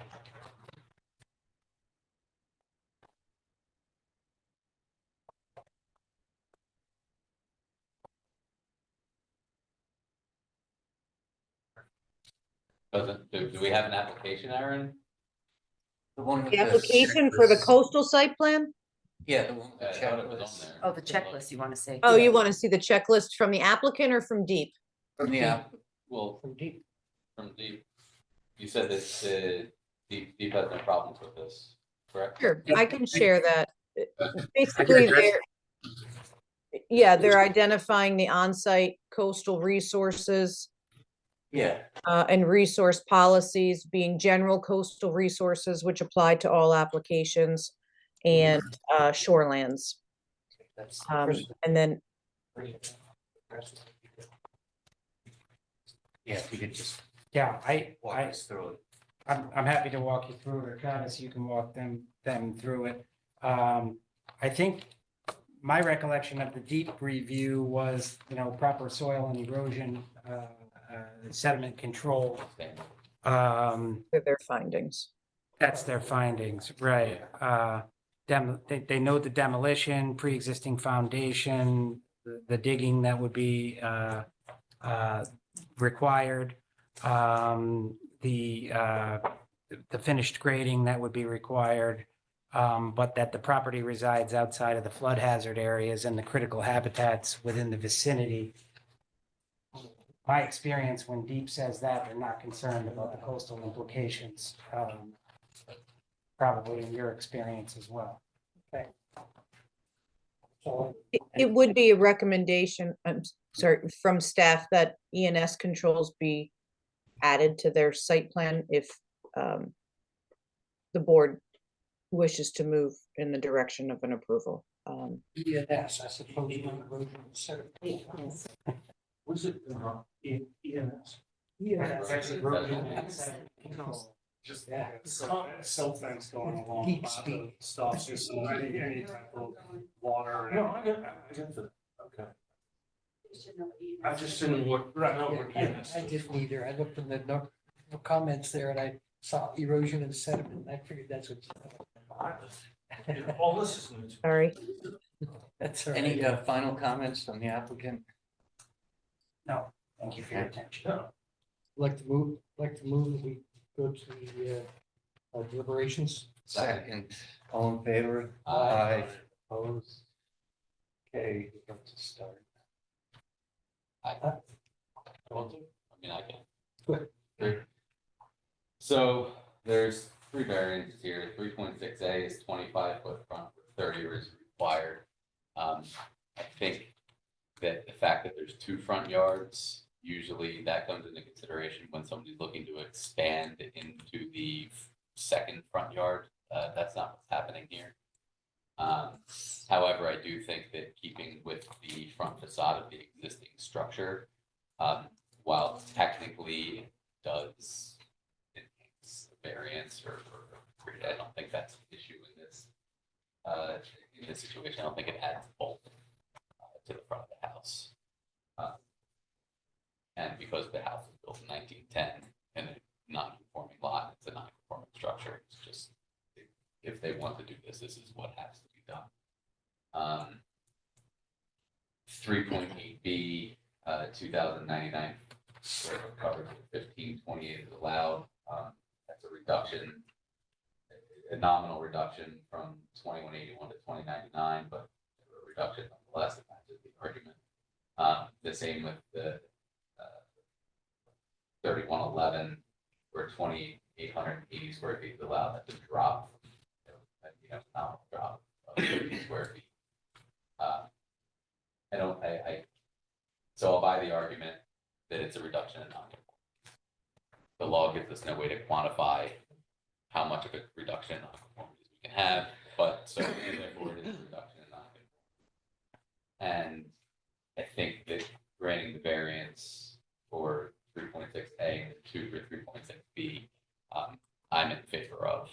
I don't think this is an exacerbation of the variance as much as we want to look at. It's a very small portion. And I think the coastal site plan, from looking at it, was like every other coastal site plan you've seen, and I approve using the standard words that. Okay, I concur, without elaboration. Bill? Yeah, the fact that the hardship, I see the hardship is kind of a unique hardship due to the existing pre-zoning 1910 non-conforming lot area. And as Jason just mentioned, we also have a reduction in non-conformities in the lot coverage and the total floor area. So I'm leaning to approve it. Yeah, I think I concur with what you all have said, so I'll go ahead and make a motion. So I'd like to move that we approve application 2320, 23 Willard Avenue to grant variance on 3.6A and 3.8B for two reasons. The main reason being a reduction in nonconformities, and a secondary would be pre-zoned lot that has 2 front yards. I'd like to add also that the variance is based on the plans as submitted, and that all construction must conform to those plans, and that the coastal site plan is consistent with the goals and policies of the Coastal Management Act. Very second. Second. All in favor? Aye. Any opposed? Do we add what Aaron wanted to add, the ENS? Oh, I don't think she meant that as a addition. Or It's not a condition to the approval, it was just that the building department, when they issue the permits and stuff like that, are gonna comply with that. so why don't I already take the vote then? Oh, so the motion is clear? Yeah. All in favor? Aye. Any opposed? Okay, passes And unanimous. let's move, we return to the public portion of the meeting. Second. All in favor? Congratulations. Thank you for your work on behalf of the community. Good job. So, yeah. Applicant for 2321 374 Boston Post Road.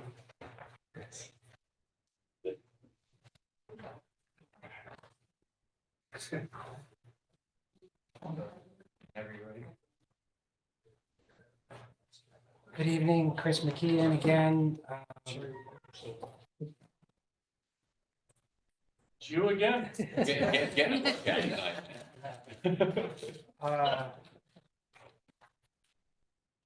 As I said, I'm Chris McKeon. I represent Danny and Bill Woods, who are sitting here. The Woods family built this. The Woods family built the home, which is on Boston Post Road. Backyard is adjacent to the golf course. Back in the early 60s. And the garage was built in 1965, which I did some research in the town records and found actually the original building permit for the garage, and with Aaron's assistance, located the 1965 zoning regulations which were in place. And at that time, an accessory structure could be located 4 feet from the side yard. So when the Woods built this garage, they built it thinking it was built within the setbacks, because it was. And sometime thereafter, the setback became 12 feet. And because of that is the reason they're here. So that would be the basis for the hardship. On top of that, what they're trying to do here is create additional space above their garage. I don't know if you went by the site, but the main house is a classic gambrel style home, and the garage is more of a salt box style. And in addition to creating more space, they're trying to gain consistency between the gambrel style of both roofs. Putting the gambrel style on to the garage gives them some additional vertical space for which they would like to create an accessory dwelling unit. I put in my letter, I don't want to rehash my entire letter. I hope you've read it. But the accessory dwelling unit regulation in town, together with the Affordable Housing Committee's recommendations, that these types of accessory dwelling units are what we want to encourage. They're low impact. They don't add new buildings. They provide, as in the case here, where family members who've lived on the site for their entire lives can stay there in an independent living setting, whether it be for parents, other family members, or others. It provides an option for housing that I think ought to be encouraged, and that's what the Affordable Housing Committee has opined as well and recommended. It also is in the introductory purpose to the accessory dwelling unit regulation that we have. These types of arrangements be encouraged. That's sort of the argument for why it's consistent with what the comprehensive plan and the neighborhood. What we have here, and Tony Olga from Stevens Engineering is here as well. He can show you the exact addition to what is being added when you change the roof style. It is a vertical expansion of the current side yard setback, which we could have went to 4 feet when it was built. It's 5.7 feet from the side yard. That makes it easier. So if you look quickly, this peak is the existing peak, and we're switching it to gambrel. It's literally the only change for the garage. You can see the change. So the neighbors to the west are Lynn and Jim Stewart. They've submitted a letter of support, as well as Simon Etzel, who's the neighbor to the west, and there's some other letters of support as well. The moving of this garage is not going to work either, because I spoke with Tony and the owners about that earlier. Because of the way the lot is angled, lot has a parallelogram, if you will, with Route 1. So moving the garage back actually increases the side yard nonconformity. It gets closer as you move back. On top of that, it begins to interfere with a neighbor's view there, because the views here are toward the golf course and the shoreline. So if not to mention there's a septic back here and a pool, but as you can see, if you move it back, you get closer to this side yard. If you move it forward, you have the existing house, which is sort of in the way. As you move forward, in order to make it functional, you can't have an accessory building in the front yard. So the simple raising of the roof in line with the current setback is in line with a prior decision of the board that I happened to be at recently when I believe it was September. There were neighbors on my street, actually, 27 Pent Road. They had an old home that pre-existed zoning like we have here. And their house was situated in the front right corner of their lot.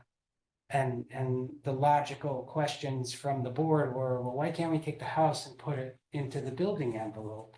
Try to make things more conforming.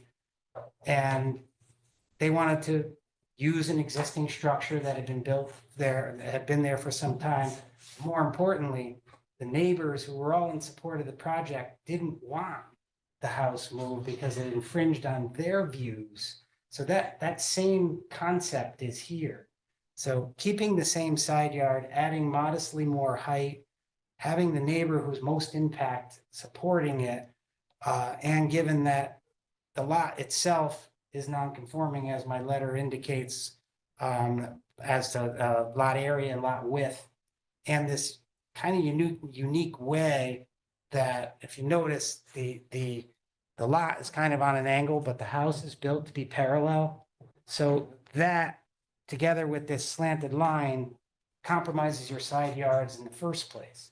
So for all of those factors, I think the expansion of a vertical side yard setback here in order to enable the creation of the consistent roof style and the accessory dwelling unit, I'd request the board to exercise their discretion to grant this variance.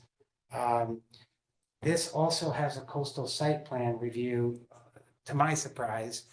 The deep, I mean, this is pretty far from coastal resources, as you probably recognize. Deep did make a finding of consistency with the coastal policies, but I don't really have much to present to you about coastal site plan compliance because it's just not impacting any coastal resources, this project. Maybe just, there we go. I was gonna ask if we could pull it up and just look at. Septic systems. Yeah, there's gonna be new septic, but the septic, as I recall, is toward the front. The home is getting a septic also. So Okay. the home septic is in the rear and the ADU accessory dwelling unit septic is in the front. So you're kind of pinched between the two. Wait, the ADUs in the front? I think the septic for the ADU is in the front. Oh, septic. Yeah. Sorry. Yeah, they didn't have too much concern with this project because it is far from coastal resources. You're just adding a second floor. Yeah, well, it actually is kind of already there. We're expanding the second floor. Because of the roof style and the raise, it creates usable room on the second level of the garage. And you talked about the side setback, it was conformed when the house was built and then that changed. Yeah, I actually have the 1965 regulation that allows for, again, thanks to Aaron's research skills, these are the original building permits. But yeah, section 11 of the regulations back in 1965, 11.2, no accessory building or structure, except for a fence not over 6 feet high, shall extend in a residence district within less than 4 feet of any side or rear lot line. So when they built the garage, they built it in compliance with the regulations. If somebody were to build a garage today and they otherwise had room for floor area and other zoning requirements, they'd be able to do this without having to come and get a variance. So in my opinion, that constitutes a hardship based on when it was built, it was in compliance, pre-existing zoning, much like the variance that was granted on 27 Penn Road near me, for the very same reasons. It was a home that was built prior to zoning, and that was the finding of hardship. I have a real quick engineering design question, and it is the typical, did you consider this question that I usually ask? Maybe, hopefully I have an answer. So, looking at the west garage elevation, drawing 8.3. Yep. Just for everybody's now, just for everybody's reference, the original non-gambrel style roof, the salt box style roof. Yep.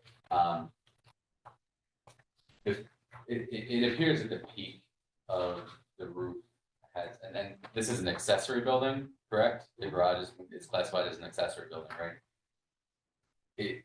Is it not possible to adjust the to make it a gambrel style roof while keeping it the same height? Because I think that the problem is that an accessory building, and it's my question, is that an accessory building, from what I understand, has to be as far away from the property or from the property line as it is tall at the closest point to the property line, right? No, because this accessory building is located within 15 feet of the main Right, structure. so it's considered bulked in with the main structure, right? Awesome. So therefore, its requirements are the same as the main structure. Correct. Great. That negates my question in total. Oh, you rained on his parade. No, We thought you were- no, I'm just No, being clear.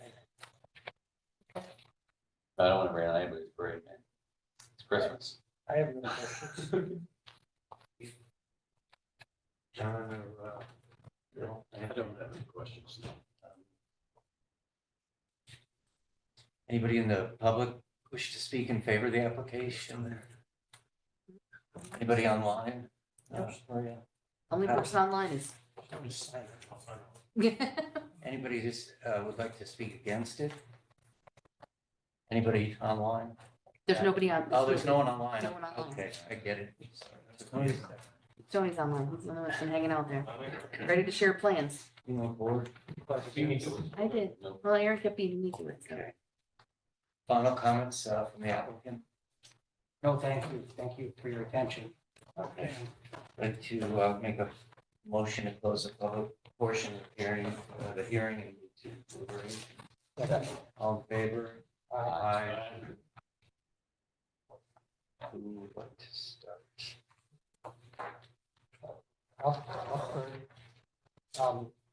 I think this is a very rational request. I think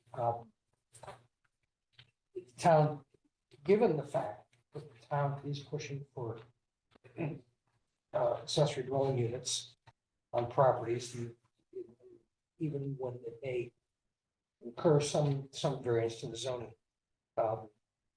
And we all know that if you have a family member who's elderly or whatever, wants to live, they most often do not have the money to buy a house in this town. Okay, and probably wouldn't want to do that anyhow. Elderly, they'd like to be right there where they can be taken care of.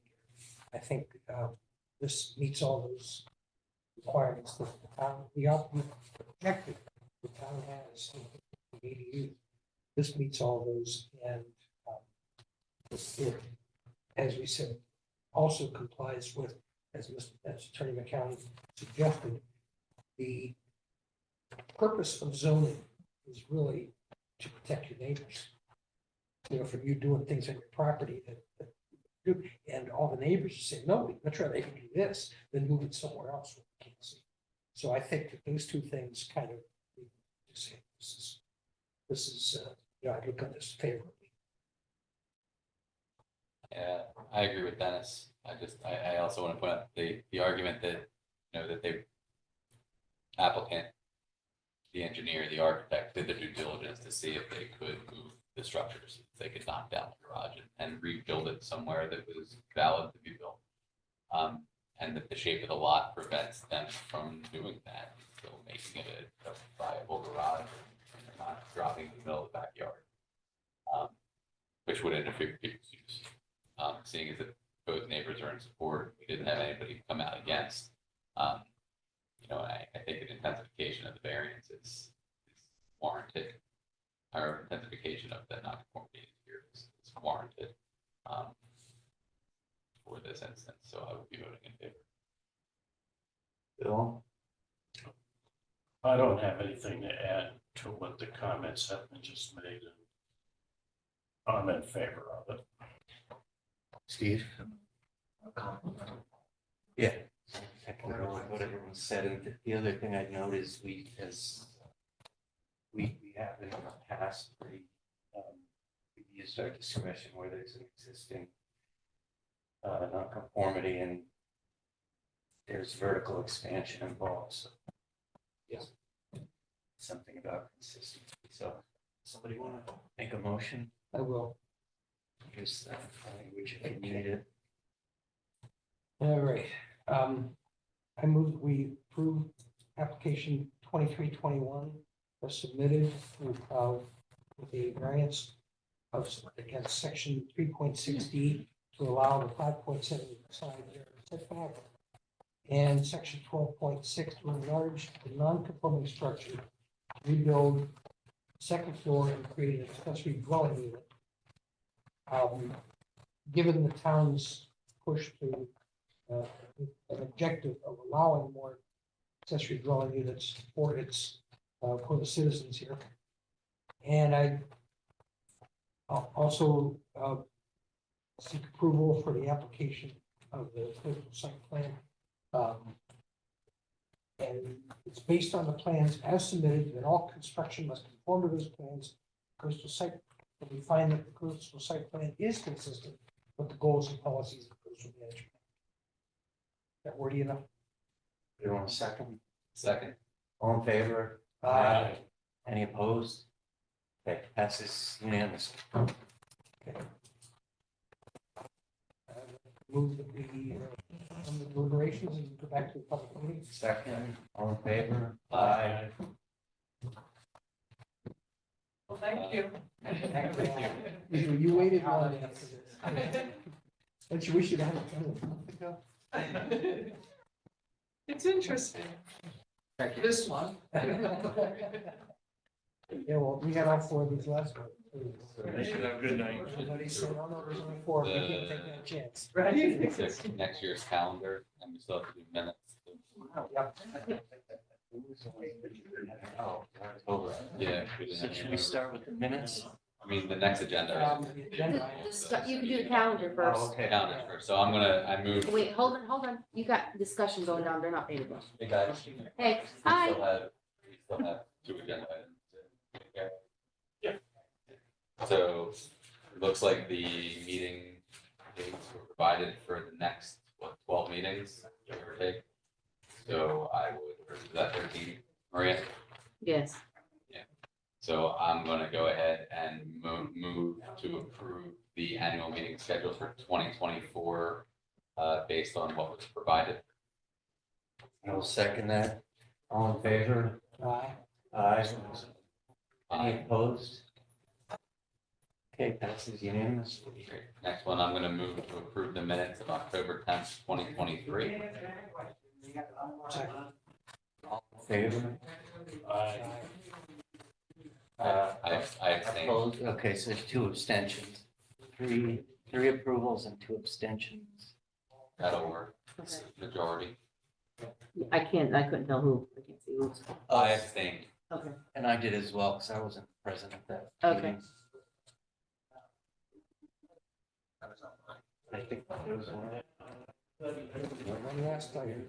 No. Okay, I would like to motion to close the meeting. Did you approve the November 14th? November 14th is not on the, It's on it. oh, it is? Okay, Agenda. It's on the back. sorry. What did we?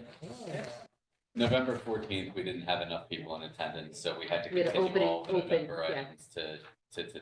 So we have to approve it? Yes, but there's minutes Right? report that happened. We had a business meeting, Okay, Oh, so, and I see. yeah. So just that was that. Yeah, so I move to approve the meeting minutes from November 14th, 2023. Second. all in favor? Aye. Thank you. Motion to adjourn. Second,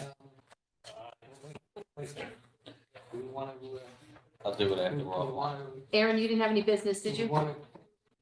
No, happy holidays, everybody. Can I bring up? Aaron, Sure, okay. Aaron, can you hang on after we go offline for a little bit? We have, you want, We're Yeah. not, well, we won't, go. Well, okay, go ahead. And actually- Rich has something to say first. Since we didn't, the meeting packets, I know we went away, can we revisit that, or is that something we should take off? Well, there's some different What was things that? here coming up in the meeting packets. want that. You mean Well- paper packets? Yes, like these prior to COVID, that worked very well. Yeah, we don't like this. So a couple of things. We're going to be moving into online permit Permit. applications. So applicants in the new year, hopefully by the end of January, will be applying to the commission via online. And so that will allow us to link our documents to our agendas easier. It is, it's at the discretion of the board as to whether or not you want paper copies of applications, it adds additional cost to the applicant, and it adds an additional cost to staff for mailing. Yeah, to be fair, if I can't have a laptop with the application in front of me, like I need to have the application. Well, If they're gonna be digital. then Well, so should we have the files. The question, we have the files and we can have copies of that for the table, if we're receiving. Currently, we have, I think, 3 applications that come in, so we'll have the official original copy and the official original application and supporting documents, and then 2 copies.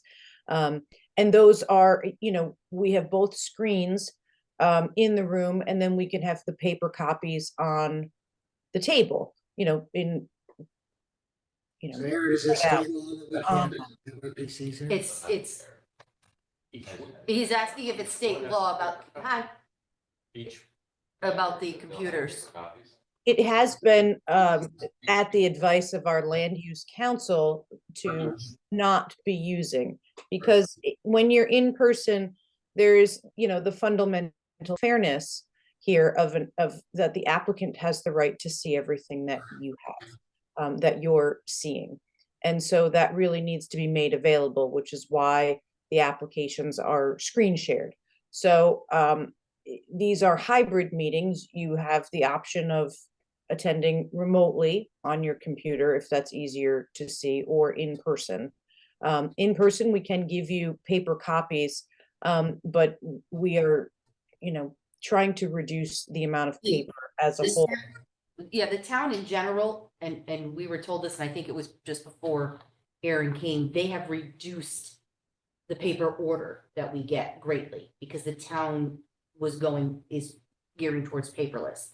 And so in order for us to start reproducing these packets again, that's gonna be a matter of eventually. Going paperless and no computers kind of. Well, what we can do, I mean, like Aaron said. You can request it from the applicant, but it would be, we're not going to absorb the cost of shipping these mailing these packets I to. don't care if you ship this, just. I don't care if you ship it, just if Boards. we have it available as reference material in front of us, whether there's 1 for the table or 2 for the table for the evening. I'm not saying ship it.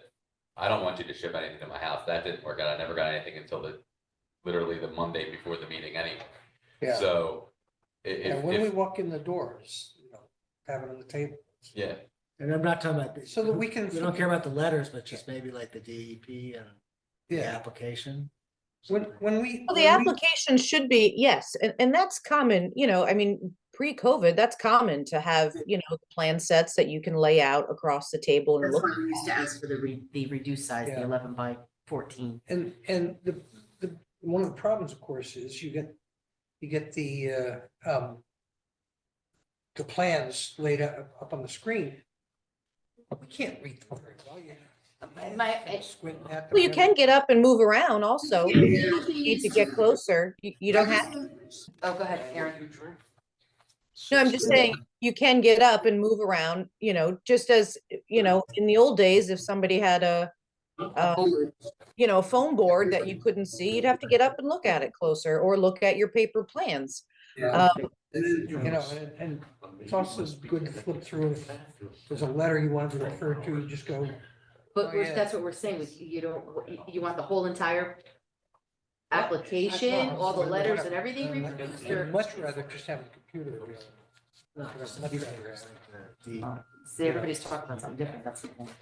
Yeah, so. So we can easily accommodate having additional paper copies. I think that's something that has to be established by the board. If everyone is looking for a paper copy of the application, that's something that we have to pass on to the applicant, to have them drop off in addition to submitting, which is fine. I do believe that applicants should drop off paper copies in addition to an online submittal, because there is something valuable about being able to scale off, or have a paper tangible set in front of you. I'm a little hesitant to go back saying, we need 8 copies of every application and all supporting documents, because it is getting costly and it is wasteful, because most commissioners leave them on the table after the end of the meeting. Town buys a bunch of Surface Pros and just has documents loaded on. Aaron, I have a question. For what? No, you still can't look at it on the screen. Is there any, It's on a Surface Pro. is there any way You just gotta, then you take it back. when you send it on a computer, and I get it, I like to look at the site plan because that kind of summarizes everything. You know, you have the table there.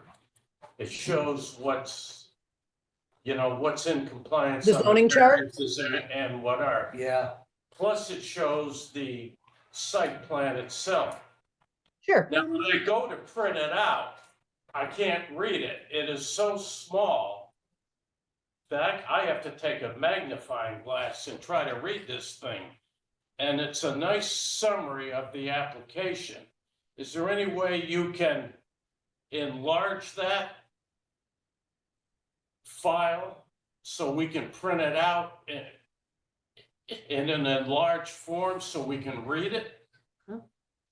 No, you'd have to, the way to do that, I mean, aside from blowing it up on your computer and snipping the image and printing it, would be to have the applicant provide, a zoning chart as a separate, a 1-page document. The other thing is to require a full-size site plan.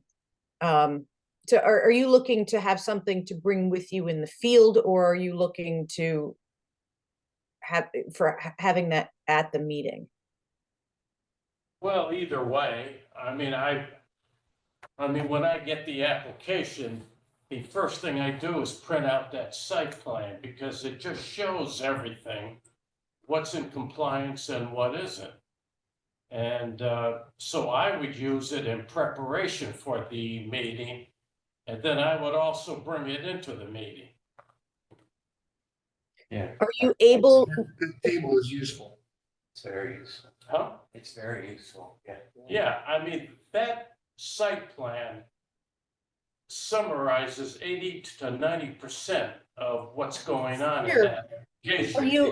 are you, so my question is, are you It's a key able, document, as Jason said.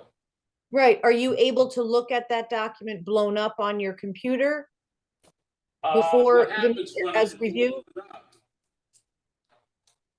It only blows up a certain section and then I lose everything else. So you can see the chart, but then you can't correspond with the actual site. Yeah. Yeah. It was very. Well, that's, well, I mean, that's very- basically going back, you're basically going back to asking for a full-size. Yeah, It doesn't have to be the whole packet though, just that site plan, so. right. When we go to the house, we've got this paper, we're not lugging around a laptop or something, we've got this paper in front of us, like Or we did 2 years ago. It's Or very- maybe there's a way of programmatically taking that site plan and just enlarging certain areas, print it, and then enlarging another area and print it. Not on from a staff ability. I mean, we could print, we're not printing on behalf of the applicant. So that's, so whatever you're requesting is going to be passed on to the applicant for them to produce as part of the application documents. And so maybe that's, well, you referenced having the other, Dennis referenced having the other supporting documents, the reports from Deep, which those are all digital. So those come to us digitally via email, and they come to us as PDFs. So I don't know that I need that. I'm sorry, I didn't mean to. yeah, okay. Well, so if it's a site plan, I mean, you may, is an 11 by 17 sufficient, or you need the 24 by 36 full size? This is what This is a reduced, yeah. Yeah. That may be, yeah, a reduced copy isn't gonna be the easiest to read them out. That's helpful. Yeah, that's better than, That's helpful. Yeah, thanks. Yeah. I'll come over to your house. I've got a magnifying glass.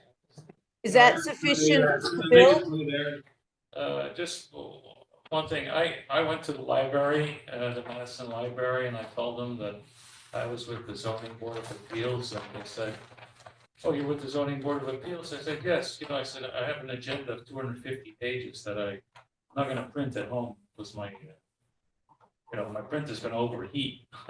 So they said to me, we do this for free. We give you copies, so I sat with a lady behind the desk there, and she went through the whole agenda with me and said, well, what do you need? I need this, I need that, I need this, I need that. And she printed, we sat for 45 minutes and went through the whole Wow. thing, so I Wow. it didn't charge me a thing. Wow. So I'm not Well, saying that's- that, we all need to do that, but it's an option, that's what I'm I, saying. I think that's very generous, but I would not make that a habit of going to the library asking for the copies. It is, that comes out of their operating budget also, and as as an agency member here, that should be something that is passed on to the applicant as part of their expense. And yes, the packets they'll be arriving, differently as we change this format of receiving applications. As you'll notice, this last agenda, the format is different than October's and November's, because we switched out of the old agenda center back to basically the COVID way of using a document center attached to the town's website. And the town does not want to store all of these digital files on the server. And so that is also one of the reasons why we're streamlining our permit process and utilizing our Viewpoint Cloud software to house all of our documents, so that we can just link to them. But let's, in that direction, if we ask for 8 copies of a site plan, and that's helpful to you for going out in the field or having your own paper copy, typically the survey is 1 sheet. That's fairly inexpensive for the applicant to produce. If you want paper copies of the entire applications and all supporting documents, that would add up, but it's not unheard of. There are other municipalities whose boards still do that as well.